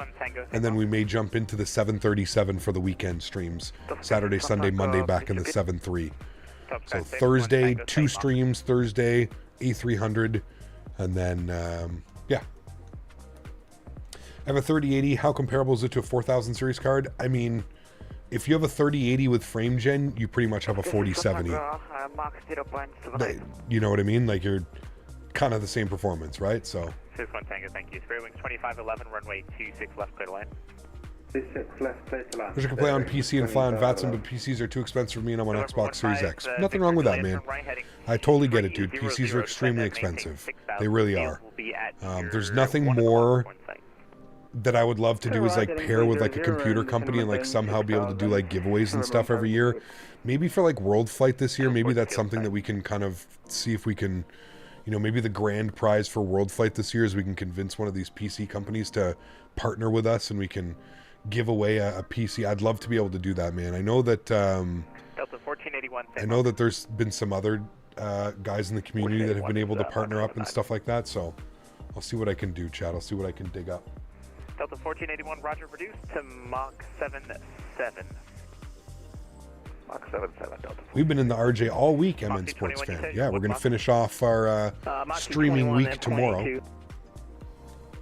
Good Lord, I'm saving up for a Zen 5 processor for a next build. What's a Zen 5 processor? Are those like those server processors, Dan, that are like this big? I could see you owning one of those. With auto FPS, I have no stutters. Perfect. Great. Just ordered the last part of my PC that I've been building since October last year. The Ryzen 7 7000X3D 4070 32 gig DDR5. So stoked. Nice, man. Congratulations, dude. That will be a great build. And I think with all the multi-core support and frame gen that Microsoft has now, I truly think that you'll be set for years and years and years to come, man. Yeah. Got the NZXT H9 case, keeps it nice and cool. Very nice, man. I love their cases. I'm using one right now. I have the H7. Spray wing 1665 at P-Pen, cleared RNAV Zulu, runway 19 right approach. ECAP, hope we're doing well. Approach conditions for LA, it's beautiful. 0 wind. We have commands in the bot Minek if you want as well. You can put exclamation point METAR KLAX and it'll pop it up for you, man. Catering is bringing some stroopwafels. Oof. November 737. Haven't had those in Lima Echo, forever, 10 feet man. around us to arrival, runway 26. No winds in LA. Altimeter 30, Few clouds at 18, few at 3900. Shouldn't be a problem. Scattered at 21,000, broken at 27. Beautiful weather. Absolutely beautiful weather. I have the H6 flow temps 122 for GPU cruising. Nice. I think that's good. I don't know. Upgrading my PC in 2 weeks. 9700X, 4080 Ti, and 32 gigs RAM. Should do the job for Microsoft. Leaving the 2080 Ti. Definitely should. Definitely should. What do you want? SkyWest. Alright, just great. United 680, Daisy's sitting at me, looking at me. I think the weather's so nice she wants to go outside on the balcony again. Is it balcony weather? She's staring at me, chat. Do you like balcony weather? Thank you. The United 64. Yeah, it's balcony weather, chat. She's staring at me. She's like, okay, let's go. It's that time of year. You let me out there, I go sit outside. Delta 424, ready to contact loss. Daisy cam, if only you could see her. Come here, Diddy. Come say hi. November 5, Victor Juliet. Come say hi to everybody. Come here. 35 left, clear to land. Come here. Come say hi. Come. Come here. Southwest 131, seems you've missed the transition there. Turn left direct, Huxar, Huxar, 5,000. Cleared ILS, runway 26 left. A kiss? Clear 26 left, the Hawks, 5,000. 1909, ready. Controller called, wanted to know my mock. Oop, not paying attention. Sorry, Diddy. Have to listen. 1909, thanks. Climbing team flight level 280. I can't put you out now because I can't watch you. I have to put you out after, okay? Los Angeles Center, Southwest 3432. Okay. You go lay down? Southwest 3432, LA Center, runway 26 right, taxi via Charlie. She'll go lay down now. I'll let her out afterwards. Ryzen 5 7600X, a good CPU for Microsoft? I'm not sure. I don't know not enough about Ryzen, to be honest with you, man. Runway 26 right, line up a bit. I'm going to give him my speed here. Let's send a SkyWest 4763. Do you miss a speed call? 4763 from St. Mark. 79. Thank you. United 223 St. Mark. South United 2231. 2231, affirmative, sorry. We're on Mach 84. 9223, roger that. Let's go 2713 is back. It doesn't look like we have any conflictions. If he's doing Mach 8.4, we're doing 7.9. Shouldn't have any conflictions. Flight level 310, direct. Cruising along here. Fletcher. But regular 76, not the X, they're practically the same thing, except the X costs more than marginal gains. Okay. I mean, the X3Ds, those are the ones that you want, right? The 7800 X3D. Those are the chips that you want, I believe. Cleared ILS, Yankee, runway 26 left approach. Bourbon, cleared ILS 26 left, Southwest 235. What 777 routes are there in Europe? My only concern is buying for the upcoming 777. I mean, there's tons, dude. If you're really, go to Flight Radar 24 and just type in 777s and it'll show you all the 777 flights. Top Sky 61 Tango, there's a bunch of ways to kind of gauge where you're going to be flying. Top Sky 61 Tango. Delta 1481 increased to Mach 78. Mach 78, Delta 1481. It's good that we didn't get a slowdown though, chat. We can keep going at Mach 0.79, keep our nice cruise speed up. Obviously dealing with that headwind makes it a little bit longer, but that's perfectly fine. There's an American JFK to Miami multiple times a week. That's a great one. But he was talking about European routes. Bravo to the ramp, bearings 2511. Yeah, 2472 LA Center, welcome climbing team flight level 370. What's my release flight? First flight we're doing is a delivery flight. I'm going to take whoever's on board in chat. How many people are on board when we fire up the stream? We're going to load that many people onto the airplane, and we're doing a delivery flight from Painfield to Toronto, which should be about a 4-hour flight to like start it off, 4 hours, and then from Toronto, we'll probably take it, I don't know, dude, probably cross the pond. We'll probably go Toronto, cross the pond for flight number 2. We're going to stretch the legs first day, man. First day, it's going to be a leg stretcher, for sure. There's even a couple 777 cargo flights in Europe, of course, yeah. The Alpha, If we have more than the cap, then go to Davis. British Airways flies to India very often. Air France down to Africa. There's lots of routes. So we get Lots of routes. 340 to the 350. Have there been any news on the triple? Nope. Nope. Still waiting, man. 3351, no Still patiently waiting. 340, Scouts, 3351, thanks. You don't see the triple coming anytime soon? I do. I think we're a matter of like a couple of weeks now away. I would like to think before the end of April. I don't know if it'll happen, but I'm thinking before the end of April, first week of May. I think we're close. I think we're a couple weeks now. Went up to Toronto yesterday, saw 74 go around. It was sick. Nice. Very cool. Air Canada YYZ to Rome in their 777s. Yeah. I mean, Air Canada takes their 777s Montreal to Toronto. Their 777s Vancouver to Toronto, Toronto to Vancouver. There's a bunch, man. They fly into Calgary as well sometimes. Like weird, like repositioning flights and stuff like that. Yeah, I agree, Gavin. I agree, man. I just, I truly think like we're that close now. Obviously, it's variable. It's always changing. We're always finding out new information, but just judging the way that they're speaking about the aircraft and how they want it to be on release, I think we're really close.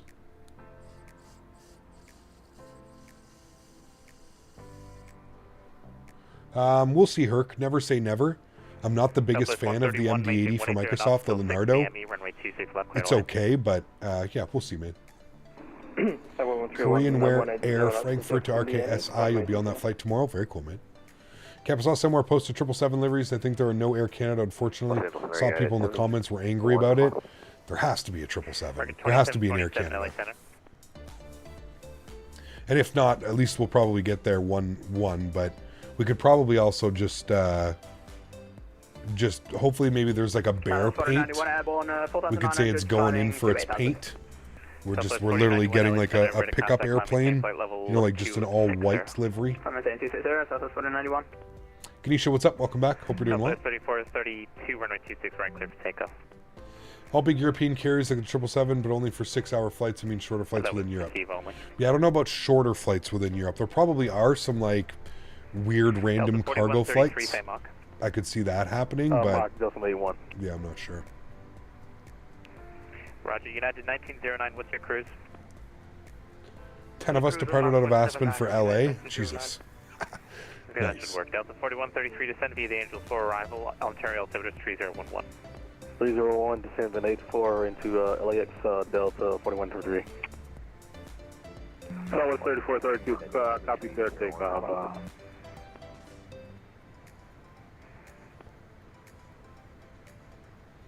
Chad, I got to step away for 2 seconds, grab something on my door. I'll be right back.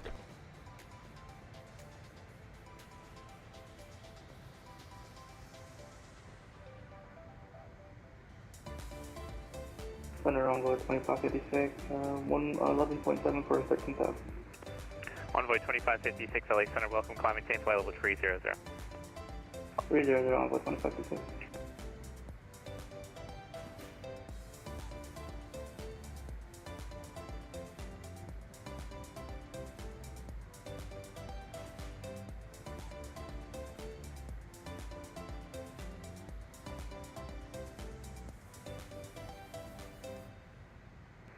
United 7301, that's approved.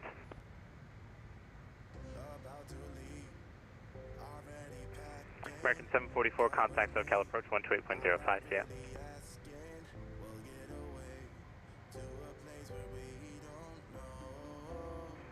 American 744, LA Center. American 744.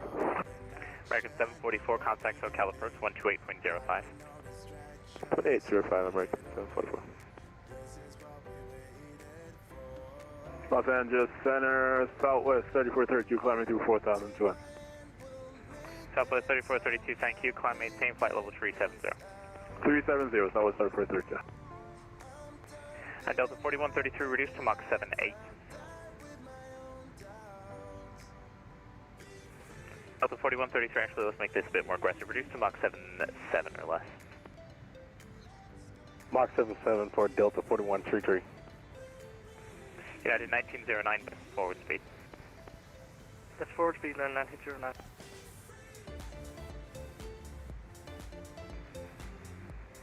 Center Spirit 65, confirm clear line, 1 hour right. Brewing 1655, runway 19 right, clear to land. All right, cool. Thanks, guys. Sorry, I had something delivered. Had to go get it at the door. Amazon. I think that wedding cake perhaps is too floral for me. Ah. I could see that, Dan. I totally could.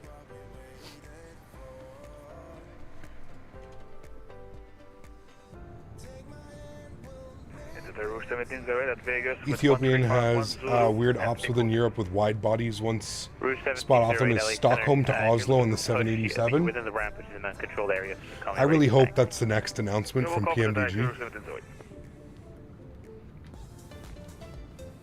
Is the 787, man. Delta 1923, Salt Lake offline, rate of service terminated, frequency change approved. Think about doing ATR 4272 Logan Air from Manchester to Inverness and a return. That could be a fun one, yeah, whenever we dust off the ATR again. I've heard the ATR is broken right now. Is that true or is it fixed? I haven't decided to jump in and try it, but I've heard a lot of people talking about that. I always get paranoid Cap's going to get called when he steps away. Ah, you miss a call, you miss a call. I was back within, what, 2 minutes, 3 minutes, so I'm not too concerned. Excited for the 380? More so for the 777. I think the 380 is going to be fun and it's going to be cool to fly, but yeah. I think the 777's routes only in Europe. There's a lot of cargo and a couple normal airliners. Correct.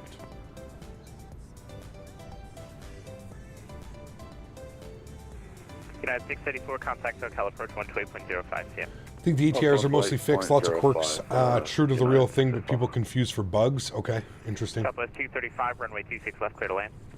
26 left, clear to land. The last time we flew it, you couldn't do a turnaround flight, and I've heard that it's the same thing. Like the FMS just goes crazy and does weird things. I don't know if that's actually true or, but... Southwest 131, cross runway 26 right, join Bravo to the ramp, have a good one. We are, I was just going to say, it kind of looks like Vegas out there. And we are. Might be able to see the strip. Nah. Well, there's the airport, there's the strip. Can't really see it though, it's not rendering anything in, but there's Vegas, chat. Just passing by Vegas now. Did my first flight in the 737-800 Albuquerque to Vegas last night, Southwest. Ooh. How did it go? Is the real question. Runway 2556, that's approved. Call me when you're back. Look up. SkyWest 3351, ready for taxi. Runway 26 right with information Zulu. SkyWest 3351, LA Center, runway 26 right, taxi via Charlie. 26 right via Charlie, SkyWest 3351. Southwest 3536, hold position. I don't remember if I cleared you for takeoff, to be honest.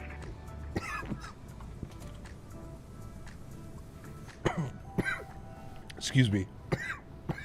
Southwest 3536 LA. Hold on, chat.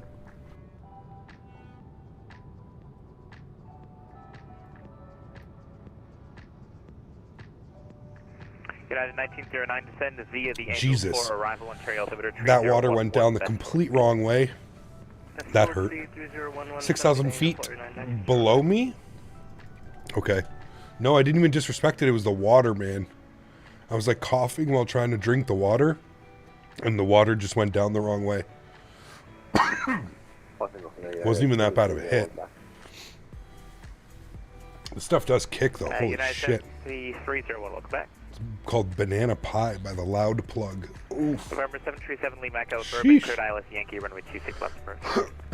Excuse me. We're clear for the ILS. Can't wait for some good Airbus long haulers. I think the best, the one that I'm looking forward to the most is the 350 by any builds, Airbus long haulers. I think the 350 is going to be absolutely incredible. Really excited for that one. I'm okay for the A380. I think, again, it's going to be a fun airplane. I think it's going to be cool to fly. I just don't see myself using it all that much, but I don't know, we'll see. Yeah, I don't know. Way to drown yourself, dude. That's the worst. It's the worst when you go to drink and it just goes down the wrong hole immediately and you're like, oh no. I almost spat that water out everywhere. Full arrival on trail altimeter 3011, except maintain Mach 8-4. Descend 3 inch 4 arrival, and I'm excited for the Breedock 340. No.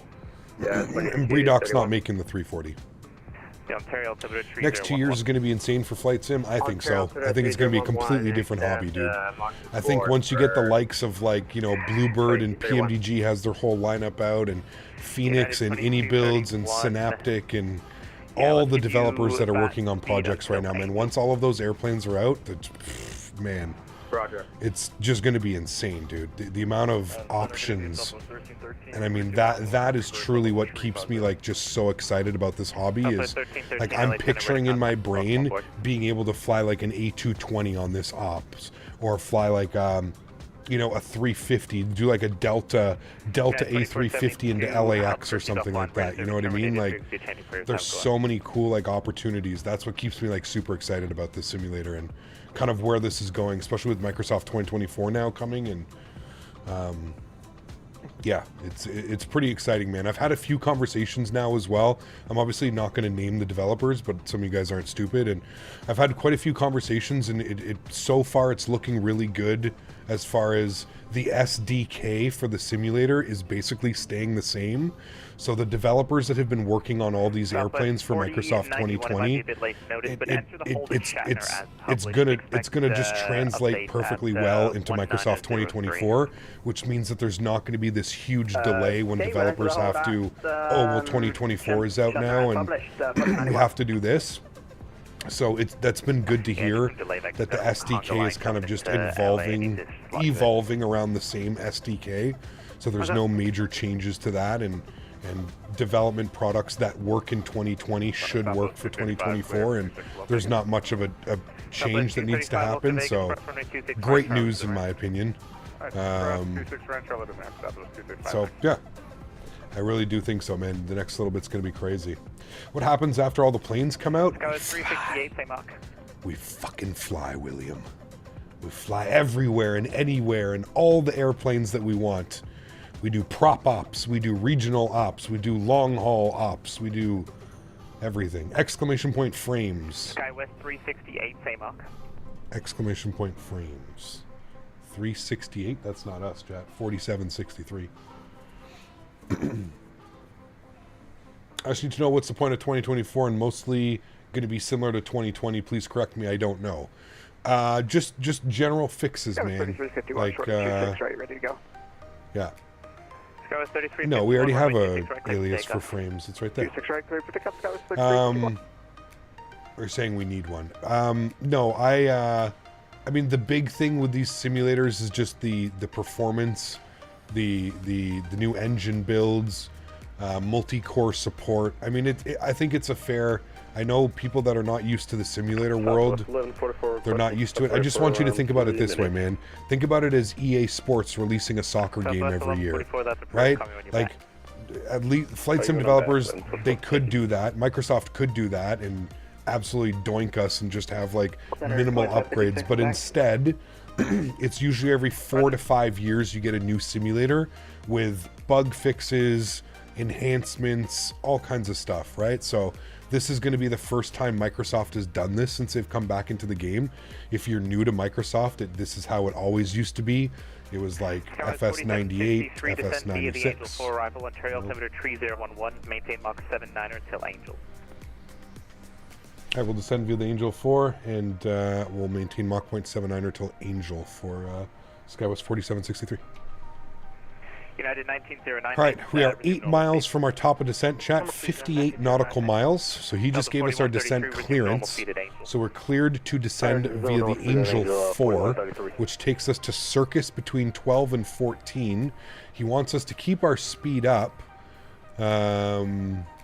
until Angel. So he wants Mach 79 until Angel at 240. So that's actually going to be pretty quick. So we'll do our best to keep our speed up. But yeah, that's the best way I can describe like the simulator price changing and stuff. It's quite normal. We're passing 3,000 at this point, first yeah. 3351. JJ, my man, gifting 5 members to the channel. Huge no floaties to you, JJ. Thank you for the support, dude. I appreciate that. That's incredibly kind. Thank you, man. Guys, let's get some love and chat for JJ. If you got your no floaties, let's spam our no floaties. And if you were lucky enough to get a gifted membership, please make sure you say thank you. Incredibly kind, JJ. Thank you, dude. United 932, you with me? 711 says, hey Cap, new here, like the content. Why talk down on developers to your supporters? That's not good for business. What developers am I talking down? If you like the content, then you'll understand exactly what I'm doing, and you'll understand that there's no talking down to developers. If you want to sell a product and you can earn people's hard-earned money off selling a product, I'm allowed to also have an opinion regardless of what my stance is in the flight sim community. Whether I have 100 people following me or 75,000 people following me, that doesn't matter. I still owe it to the community to be responsible and yeah. So I'm interested to hear your take of what you think is being talked down on developers. So you're basically saying developers are allowed to sell whatever they want without any repercussions. You're not allowed to critique a product. For what reason? Because I have a following, I'm not allowed to critique a product. I'm not allowed to have an opinion. Is that what that's basically what you're saying, correct? That because I'm a position of people watching my streams, I'm not allowed to have an opinion or say anything bad. I have to put lipstick on a pig and pretend that everything is good. That's basically what you're saying, correct? The map is currently... Gotta be honest and real for new people coming into the flight sim world. Well, I mean, most people would agree. I agree with you, Sean, 100%, but obviously, like I said, I'm pretty sure he's trolling, but it's, yeah. Let's have you increase to Mach 72. Roger, 0.72,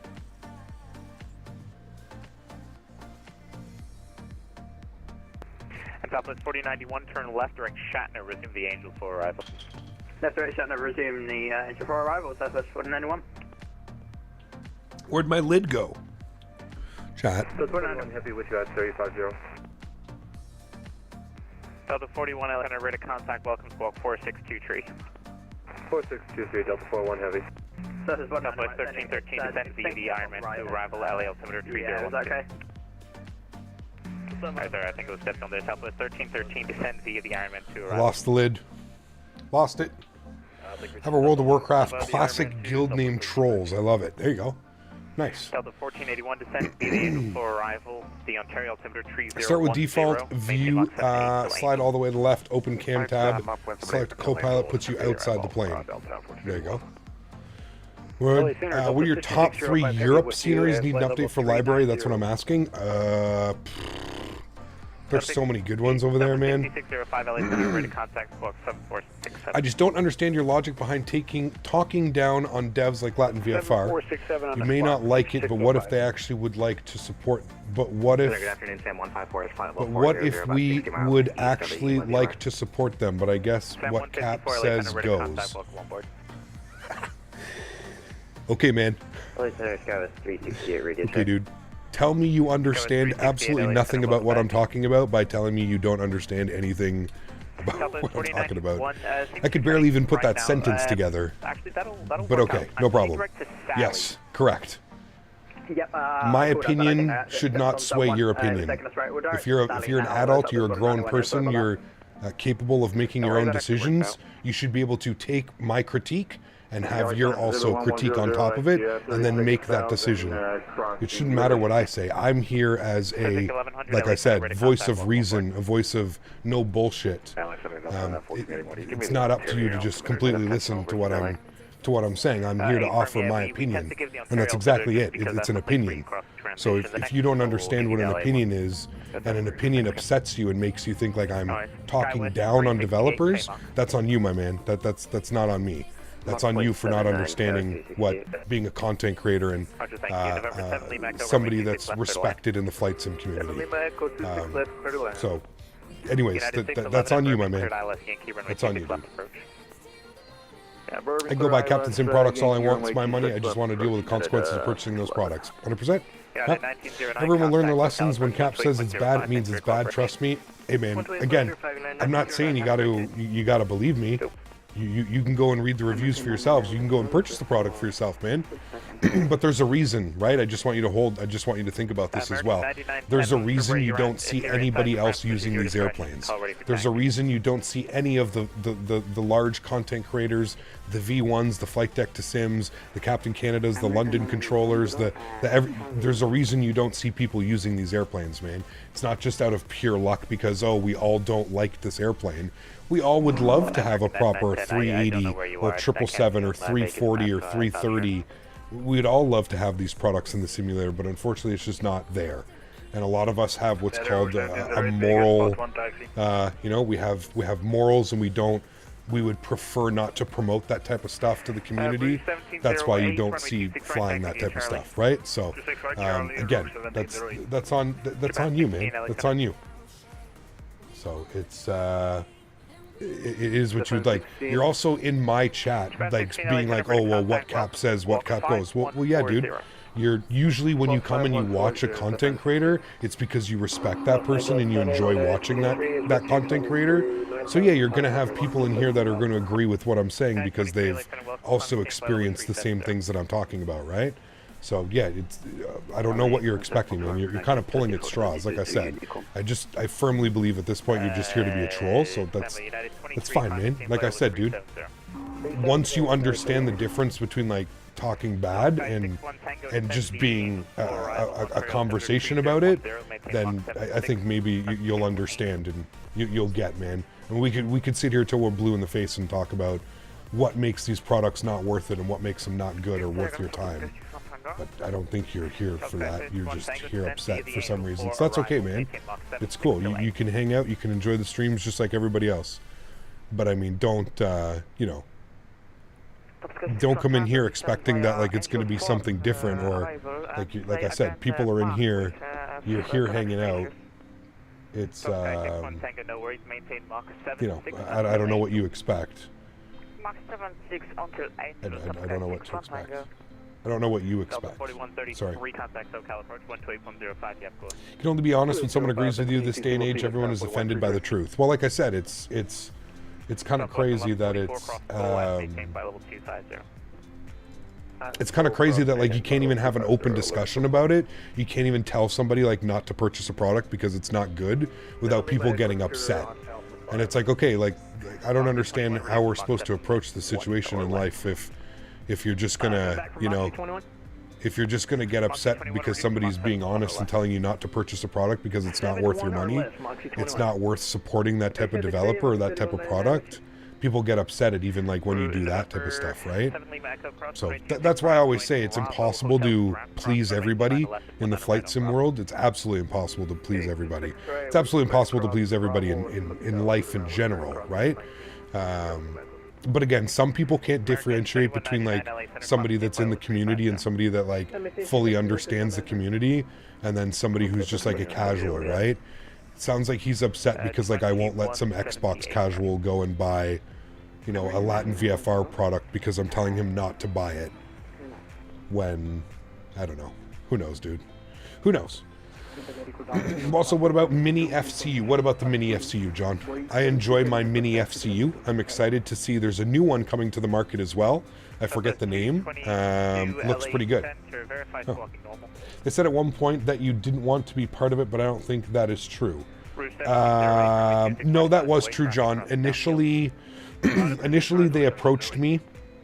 My problem with the mini FCU is they originally approached me and they were just like, we want you to be like one of the first content creators to like be able to test it, try it, like look at it, use it. And I was just like, okay, like can you send me like a product sample? And they were just like, no. And I was just like, oh. So I was like, okay, so you want me to endorse this product and you want me to convince my community to basically spend hard-earned money and pre-order this product, but I can't even see it to know if it's good, bad. I have no clue. I have no clue what this product is. You want me to fully endorse this product? And I was just like, well, I don't know, man. I'm not really like, I don't trust that. I'm sorry. I was like, I'm gonna need to like see a product or something, or see pictures, or anyways, they were like, okay, that's fine, no problem. And then I got in contact with like a couple of my friends in the community, QA pilot and V1, and I spoke to some of these guys, and they were like, oh yeah, like we're fully on board with this. We think it's going to be a great product. So I was like, oh, okay, well shit, they didn't tell me that you guys were also on board with this. I was like, I thought they were just approaching me, and I was just like, I wasn't comfortable putting my name out there. They wouldn't let me see pictures. They wouldn't let me see samples. They wouldn't let me, there was nothing that they would provide me, and I was just like, I just wasn't comfortable putting my name out there like that. Like, I don't want people to waste money. What if it was a scam? I don't fucking know. So anyways, I emailed them back, and I contacted them, and I basically said, like, you know, okay, I found out that a couple other of my good friends in the content industry are also going to be showcasing the product, so I'd like to showcase the product, and they never got back to me. They were just like, no, you said no originally, so no, you're off the list. I think they got a little bit upset. For example, I bought the Latin E319 and now it was mistaken, and now I know that it's not worth a buy. Well, correct. Yes. Correct. But again, like I said, some people take offense if you say stuff like that. Like I said, I don't know, man. I don't understand it. I'm not quite sure why. There doesn't need to be any offense taken. Like I said, man, if you want to sell your product and you want to make money off somebody in the community, you're damn right. Anybody can comment and have an opinion on that. That doesn't matter. That's how the world works. That's like literally like that's how it works. How else do you expect people to know if things are bad or good? You know what I mean? Are you banned? I mean, you're still talking in chat, are you not? I don't see you banned. I just don't understand the logic, man. Other than just like wanting to be confrontational, I don't understand the logic behind your comments or whatever. But like, dude, you do you, man. Don't worry. You do you. I'm gonna do me, man. It's not gonna change anything that I'm doing, right? You said you enjoy your time being here, so just chill and hang out and enjoy your time here, man. That's it. It's that simple. Don't worry about it, dude. It's all good, man. It's all good. Alright, he wanted us to maintain Mach 0.90 until Angel. That's going to be a little bit difficult. The airplane just sent us on a little bit of a dive bomb there. So I'm going to keep my speed up. We have started our top of descent. Yes, we are on the Angel 4 arrival. He's keeping us at 7.9 until Angel. I'm doing my best, but yeah. United 2231 contact SoCal. Watching Cap got me into the Indie Build scene. I was very happy with them sponsoring Worth It. I'd say, see, there you go, Brett. Thank you. Appreciate it, man. All right, we're basically a barber pole doing Mach 0.79. I'm going to pause the music after this because shit's about to start. 1.05 for United 2231. Shit's about to start popping off here, chat. It's about to get real busy. There's the end of the music. Good. Done and done. We've got Lee celebrating 36 months. Appreciate you, Lee. Huge no floaties to you, my friend. Thank you, dude. Says, personally, I think the modern generation only wants opinions if they agree with theirs. If not, we get a label. Years of great shows don't lie. Appreciate it, man. Thank you for 3 years of support, Lee. Guys, can we please get some love and chat for Lee celebrating his 36-month milestone? Thank you, my friend. I appreciate you for 3 years of support. I tend to agree with that comment a little bit. Like I said, I feel like people have a hard time differentiating between like somebody being honest and not like bullshitting, and then confusing that with thinking that like I'm like going out of my way to bash developers or to speak negatively about people, right? And I think a lot of us we know that that's not the case. I'm just being honest. Just because I call a product trash doesn't mean that the person who made the product is a piece of trash. It just means that the product that they've made that they're now selling and trying to make money and take money from the community is trash. That's all that it is. I'm not labeling somebody as like a bad person or something. It's just that that's literally that's like one of my duties that I feel in the flight sim community is to like bring awareness to just how much junk and bad stuff there is out there. That's kind of always been my thing. I've always been that like person that I feel like people can trust and rely when it comes to things like that. But you always have a few people, like I said, that just don't understand that, right? They think like it's they think I have like a murder plot out for like these developers or something, and again, couldn't be the furthest thing from the truth, right? And I think most of you understand that. All right, we did our best to keep Mach 7.9 up until Angel. We've just passed Angel now. I think we have a speed restriction. It was 280 knots. So we're going to maintain 280 knots, chat, on the descent. We'll keep that like that. Alright, Good. both, SkyWest Cap, will you support? 4763 LA. Cap will support you if it's good and not a scam. He's for the people, not the product. 100%. 100%. And I think we've gone over that numerous amounts of times. Look at how many people sponsor the channel. And, Center, radar contact, you know. 4127. Why did he... Did I miss another call? LA SkyWest 4763. Squawk 4127. Okay. Apparently I'm missing calls. All right, Chad, we got to listen up here. We got to be... Southwest 1313, contact SoCal approach 128.05. We'll see you. He might have been handing me over... 128.05, Southwest 1313. SkyWest 4763, did you copy the last transmission? I was at overdue approach on 12805. Hey, affirmative, you have a good one. Thanks, man. Take care to see you. Have a great afternoon as well. See ya, Delta 4. All right, 128050 for us on SoCali approach. There's 280 knots, so we'll bring the power back in. We'll call them up. 128050. That's why I wasn't hearing anybody. 128050. There we go. Doesn't have to be sterile cockpit, no, but I just need to concentrate a little bit better. It's a busy approach into LA, so. At circuits cleared ILS. Right approach. LA weather and winds are now 240 at 9 knots. Altimeter 3012, so we'll get that ready to go here as well. 3012. Maintaining 280 knots on the descent.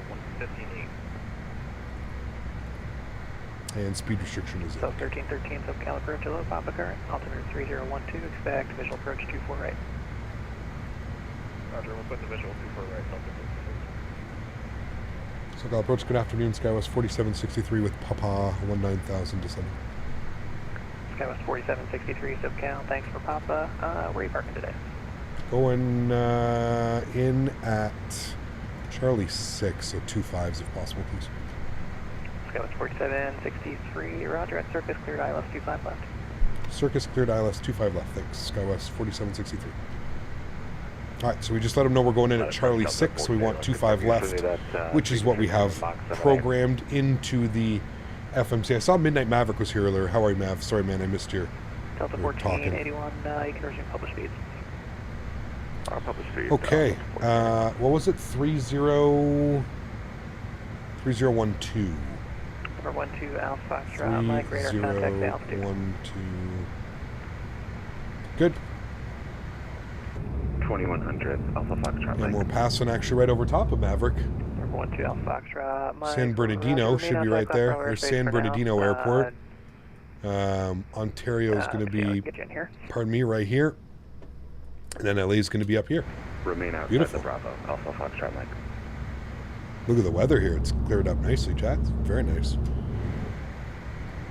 Keeping 280 on the speed. I think that's our speed restriction until Angel.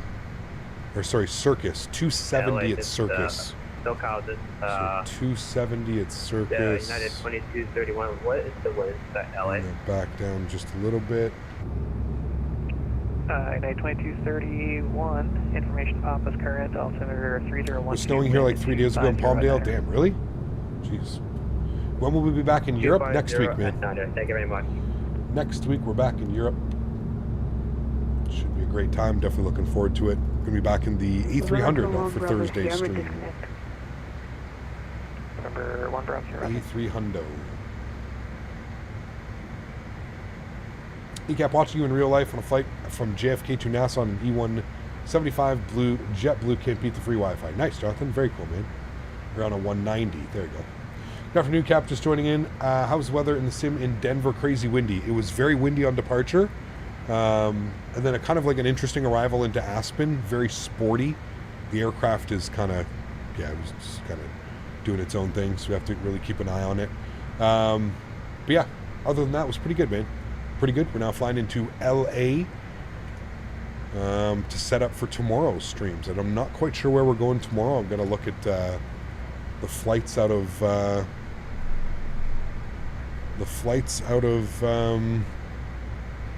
LAX in the 700 to see where we're going, but it'll be good. We will have a replay of this. Yes, we will. This aircraft really likes to like dive bomb you. It's kind of like the VNAV problem that it has. It like waits till the last second to be like below 14,000 and then it'll just keep going. So we were cleared on the approach from Circus Chat, so now we can switch over to here. You can see we can now take this all the way down to about 36, well, let's go 5,000 initially. Go all the way down to 5,000, and then we'll intercept from there. So 5,000 comes in. Good. And we'll keep our speed at 270 for now until we reach 10,000, then it'll be 250. SFO and back. Could be an option. Yeah, SFO. I kind of wanted to go into Santa Monica as well. Santa Monica? Santa Barbara? Santa Barbara. Santa Barbara, right? Chat? Where is it? It's up over here. I think it was Santa Barbara. Yeah, Santa Barbara. We haven't flown into Santa Barbara in forever. I love that airport. Orbeck, Santa Barbara. It's beautiful. They do such a great job. Palm Springs is good too. KFAT could be good. Yeah, we'll see, man. We'll see. I'll take a look at Flight Radar afterwards, after the stream, and we'll figure it out from there. Burbank could be fun. Yeah. I kind of wanted to do the A300 into Burbank Thursday evening. We'll see. I like taking the bigger planes into Burbank because it's just gnarly. 4763 airspeed. 270 knots, SkyWest 4763. Slowing down to 250. SkyWest 4763, roger. Reduce speed to 220 knots, please. 220 knots, SkyWest 4763. All right, 220 knots. Listen to this idle. 231 airspeed. 230 on the speed.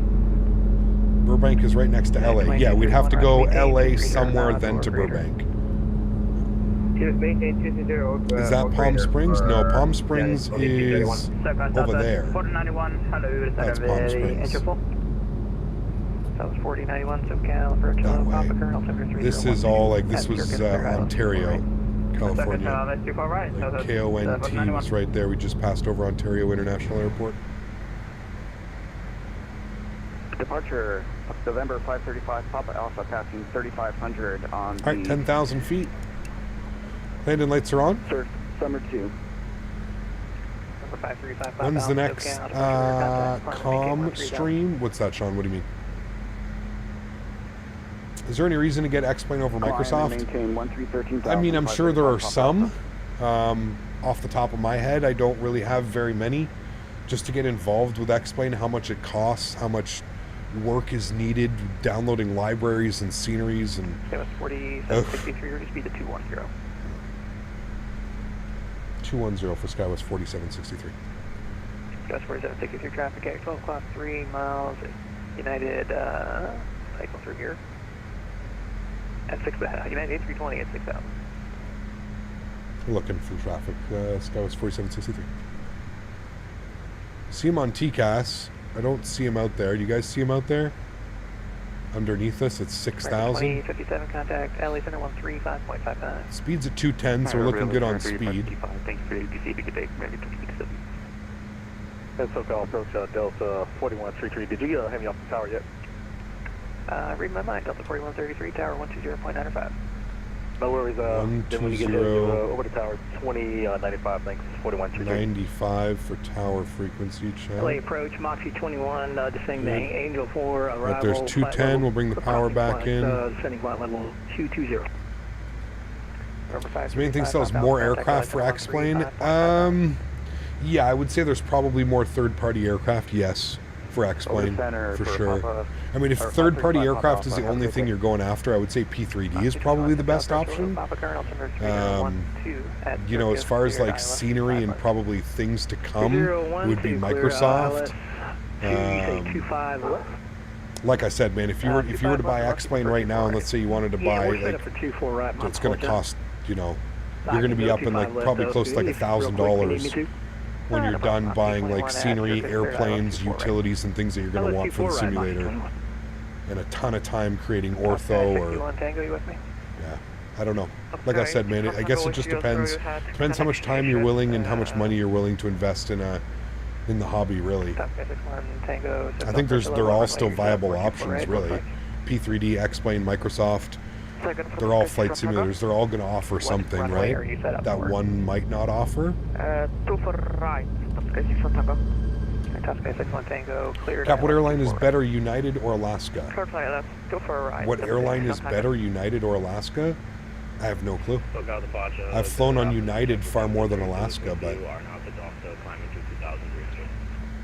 1732, so count departure radar contact, climb and maintain 13,000. 13,000, Aspen is a dead platform. I wouldn't say it's dead, but it's just, you know, there's not a lot of development going on in the X-Plane world right now. It just really isn't. There are a few projects on the go, and I'm sure, like, you know, Tolis is working on something, and, you know, some of the other developers are, but I mean, when you compare it to, like, what's being developed for Microsoft, and it's kind of crazy. Kind of crazy. All right, we're taking this down to 3,600 now, chat. Cleared on the approach. 3,600 should be intercept. If you look at our approach charts, ILS 25 left. 3,600 at Honda is usually where you get the glide slope. We can take it down to 1,900. We should capture it by there. We got the airport out here right in front of us.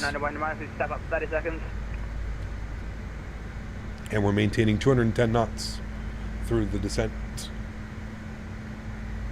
Okay, I've been using the FPS mod for 2020. I have a 3060 Ti. Will it damage my GPU? No. Use FSLTL for AIG. I just use FSLTL. No AIG. No. I find AIG is way too heavy on performance, man.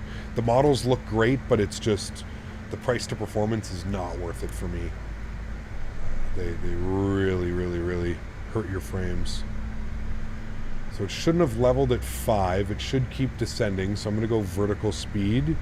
I'm going to keep descending the aircraft. 180 knots or greater till 5 mile final contact tower 120.95. Maintain speed 180 greater in contact tower on the ILS for... I feel like we got to slow down too. Like we're really close to that airplane. 4763, reduce speed to 170. 170 SkyWest, 4763. It's got us down to 170 now. I'm going to bring that down. We're going to go flaps 1. We're going to flip our... I shouldn't do nav source yet. It should be good. I can arm approach, I believe. Loc 1 captured, good. And we're waiting for glide slope. Glide slope should get captured here as well in a sec. If we shallow out the descent rate. Alt cap at 3,000. You can just see behind the alt cap we have our diamond. So capture that as well soon here in a sec. Speed's coming back to 170. We're going to go flaps 8 degrees. 1917, so count departure radar contact, climb and maintain 13. Go, flaps out. 13000, stop this time, 17, thank you. Go ahead and arm reverse thrusts. There's downtown LA over there, off our right wing. Have you had any screen tear issues with frame gen? I have not, no. SkyWest 4763, the traffic now at your 12 o'clock, 4 miles. Do you have insight? We've got them on the approach path, yes. SkyWest 4763. SkyWest 4763, thanks. Maintain visual separation with that traffic. Thanks for your help with the speed. Contact tower 120.95. Maintain separation, and we'll contact tower on 12095. Thanks for ATC, SkyWest 4763. All right, cool. 12095 for us. At a 2231 speed, your discretion. Speed's looking good, 170. We're on the ILS. Our approach speed today is 136 knots. We'll set that. We'll keep 170. Thank you. We're still quite a ways out. We don't need to drop gear yet. We're looking good. We'll maintain 170 knots. Flaps 8 degrees. Tower, hello, SkyWest 4763, ILS 25 left. SkyWest 4763, LA Tower, good afternoon. 4 miles of travel, United Airbus runway 25 left, clear to land. 25 left, clear to land, SkyWest 4763. All right, let's start slowing it up now, chat. We'll go gear down. We're through 2,500 feet. We'll go flaps 20 degrees. There's a nice view of that coming out here. Here we go. I'm gonna get set up a little bit early. We're only 4 miles behind him, so I'm gonna try and get set up a little bit earlier than I normally would. We're about 7.5 miles out, but we're gonna get fully configured. So we'll go flaps full now. Here we go, fully configured, and I'm gonna bring my speed up. We're just going to be a little bit early on the fully configured, but that's perfectly fine. There's our V1 speed. There's our speeds right there, about 136 knots. So we're looking good. Cool. Going another spicy and speedy approach? No. And we got that guy in front of us. We're trying to be respectful. We don't need to be all right up in his grill, you know? Okay. We are fully established. Again, we're probably looking to vacate. I mean, if we hit Hotel 4, sure. I don't know if we do. Probably likely going to hit Hotel 5 down to Juliet and across. So that's what we'll plan for there. 25 left. For the left side, you're still clear for takeoff. Roger that, thank you. Let's start our replay chat. Beautiful. Replay is recording. Sounds are coming up. Should I manually fly it from here? I think I should. Joystick cam's coming on. Enjoy the arrival, guys. I'll catch you down on the ground. My airplane. Beautiful. Going to add some heavy down trim inputs. Want it to be about 4 degrees on the trim. Yeah, it's good right there. About 4.2. Want to have a little bit of back pressure with this, flying this aircraft. 1,000 feet checked. We're on glide slope. Speed's looking great. Enjoy the arrival, guys. That is 2231, walking to Los Angeles to right for Naples. We should get landing clearance here soon.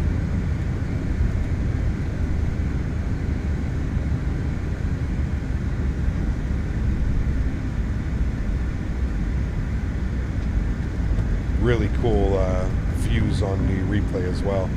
And a 2231 at Lima, hold short of runway 25 right. Lima, hold short 25 right, 2231.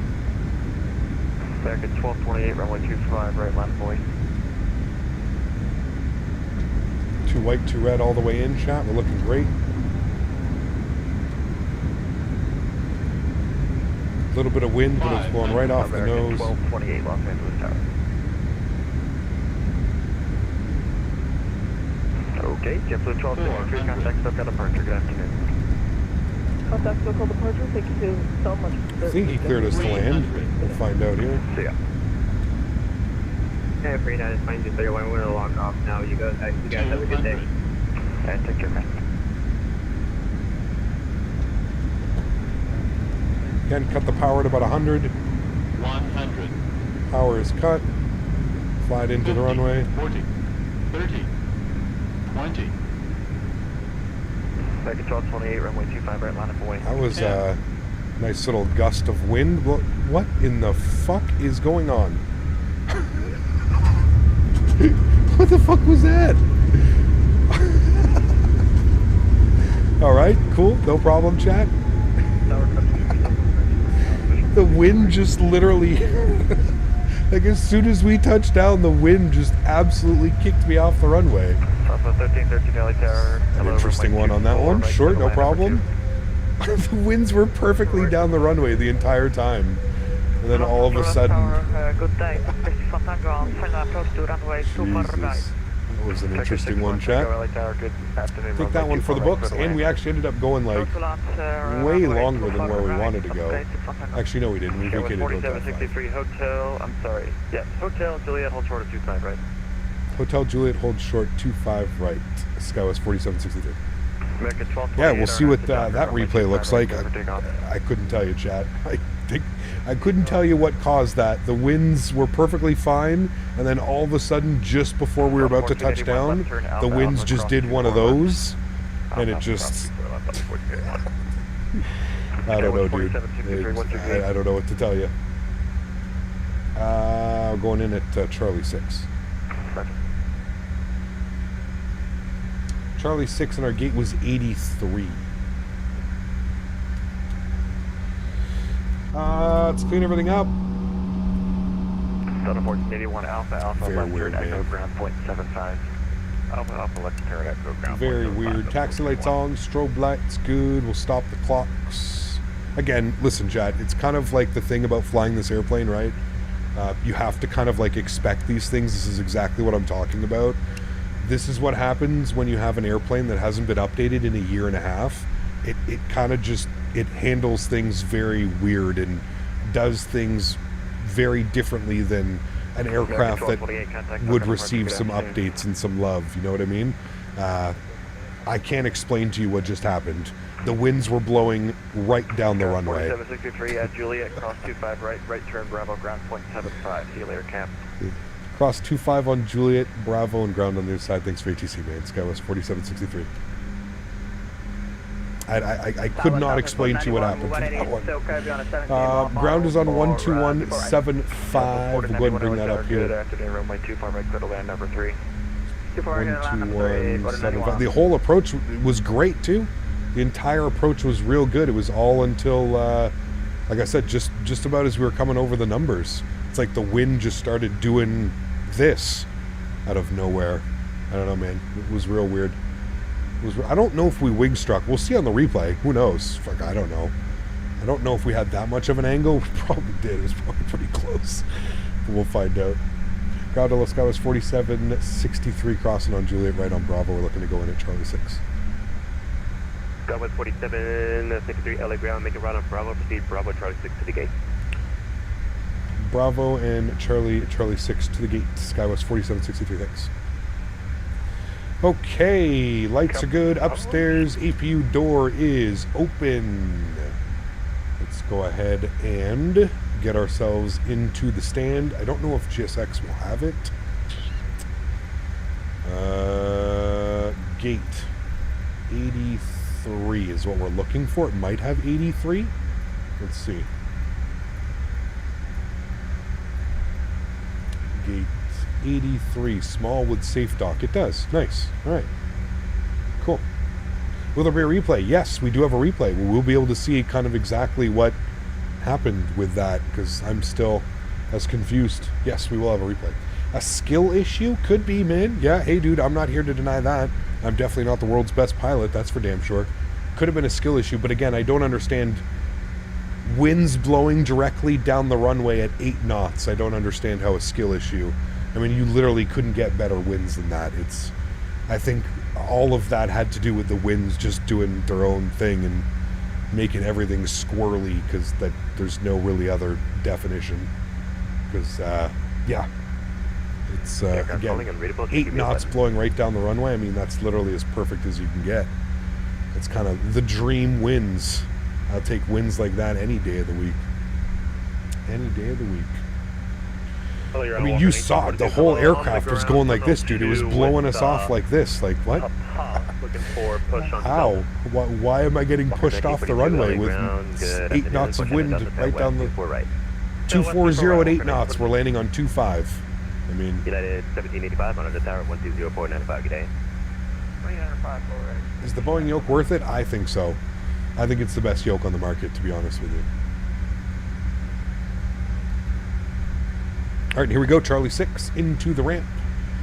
APU should be on. Yep, it's almost on and available. Good. Charlie 6 into the ramp. We'll go to the left here.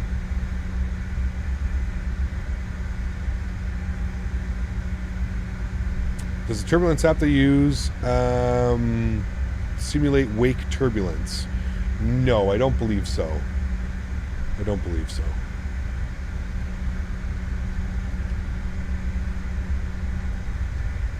Alright, get our taxi light off. Don't need to blind anybody up in here. KLM 321 clear for taxi. KLM 321 heavy, LA ground. You don't even have a flight plan, sir. Pay your attention. Uh-oh. And this should be us. This is 83. Is this us?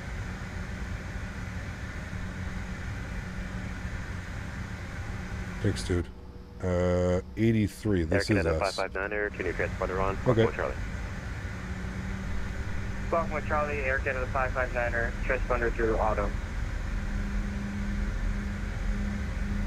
I don't see any of the GSX guys, so I'm kind of confused. I see them over here. I think we're at the wrong gate. Okay, well, maybe not. Never mind. I don't know. It's acknowledging that we're parking here, but maybe we're not at the wrong gate. Do you recommend this aircraft for purchase? Not yet, man. I would honestly just wait for the update. I mean, if you're okay with dealing with like weird ass bugs and sometimes shit not working properly, then okay, maybe, but my honest opinion, I would wait for an update to come out to even see if it gets an update. If this never receives another update in its lifetime, I would say it's probably not worth it. We're supposed to get an update. They said early on this year we were supposed to get an update for this aircraft. there's been really no word since then, so I don't know, man. It's kind of difficult to suggest it. It's fun to fly in like an essence, but again, there's a lot wrong with it. It does things really weird. So window heat is off, probe heat is off. Good. Engine numero 2 and 1 go to the off position. Give you guys a nice wing view of this shutting down because it sounds fantastic. We'll go ahead and request deboarding. There we have it, friends. What a beautiful day. Denver to Aspen. Aspen to Los Angeles. We'll stop our chrono. So that's 90 minutes plus 25. So what's that on the block time? No, 100 minutes.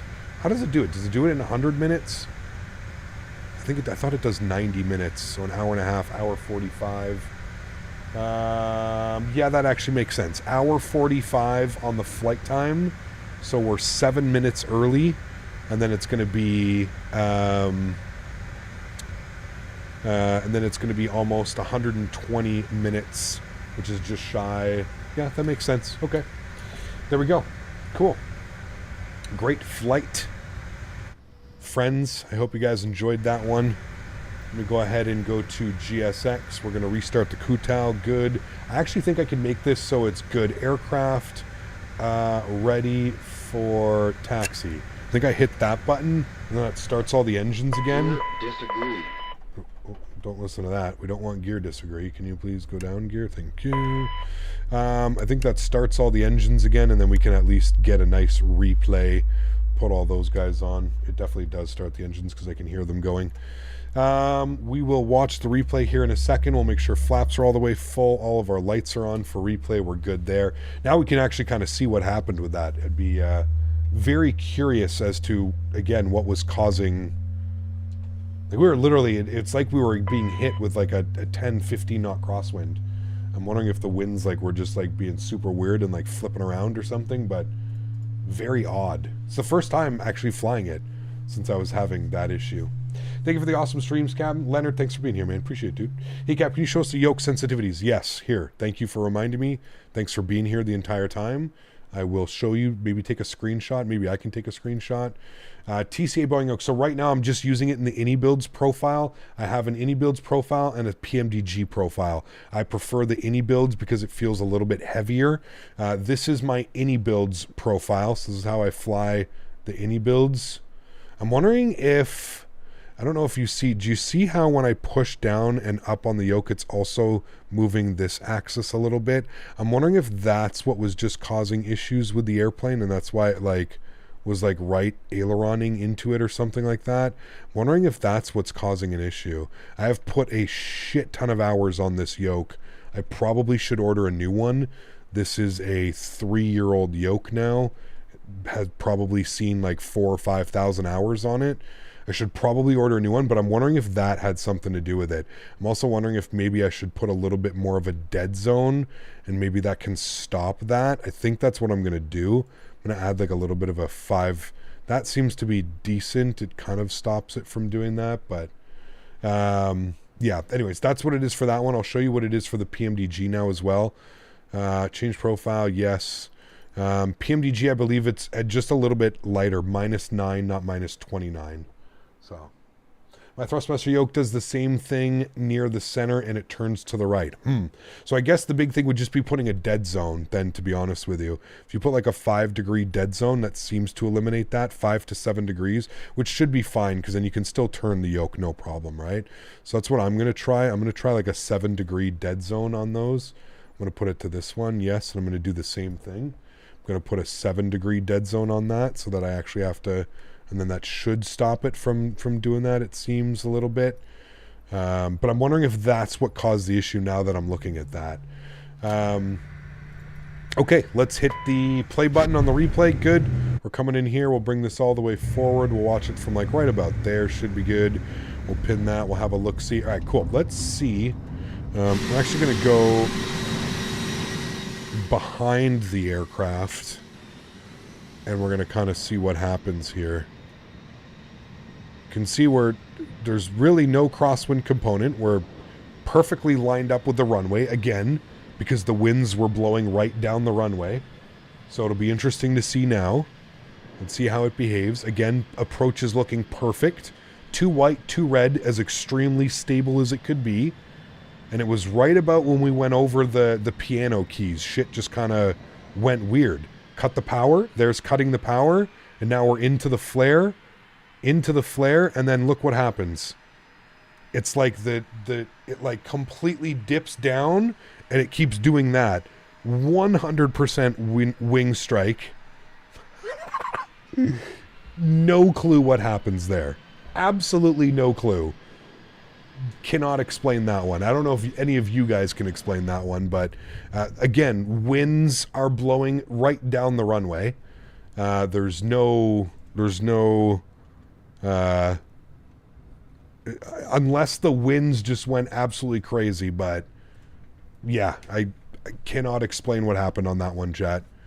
I truly cannot explain what happened with that one, other than like the winds like slamming us, but I don't even think the winds could have caused that. I definitely think that was me pulling back on the controls, but it also putting like I don't know. I really don't know. I don't know. Does turning on the thermal simulation stuff show it? I don't know. I don't think so. Not on replay, Les. No. I saw you live on the sim cap and it didn't show that happening. Yeah, I don't know. Well, you can see right there. It like definitely dips the wing, and then again right here, it dips the wing again, and it literally like jams. It almost was like we were landing on like a slope like this. I don't know, man. I've never felt that one. I've never felt that in this aircraft before. To be completely honest with you, I'm kind of. I don't really know what caused that, to be honest with you. Fingers crossed that we don't have to do it again, but yeah, we lost a wingtip today on a CRJ, chat.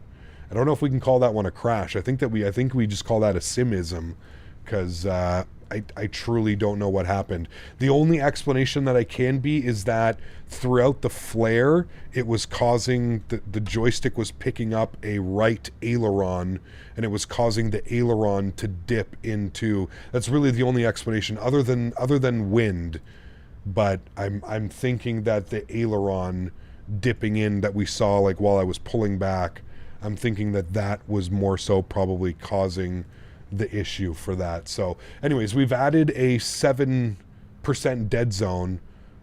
Maybe that's what caused it, but yeah, real weird. I mean, just look at all the aileron down into it.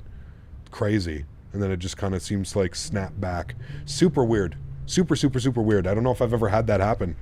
I am probably due for a new yoke, so I may put in a new yoke order at Thrustmaster and get them to send over a new yoke. This thing is I think this is the pre-release.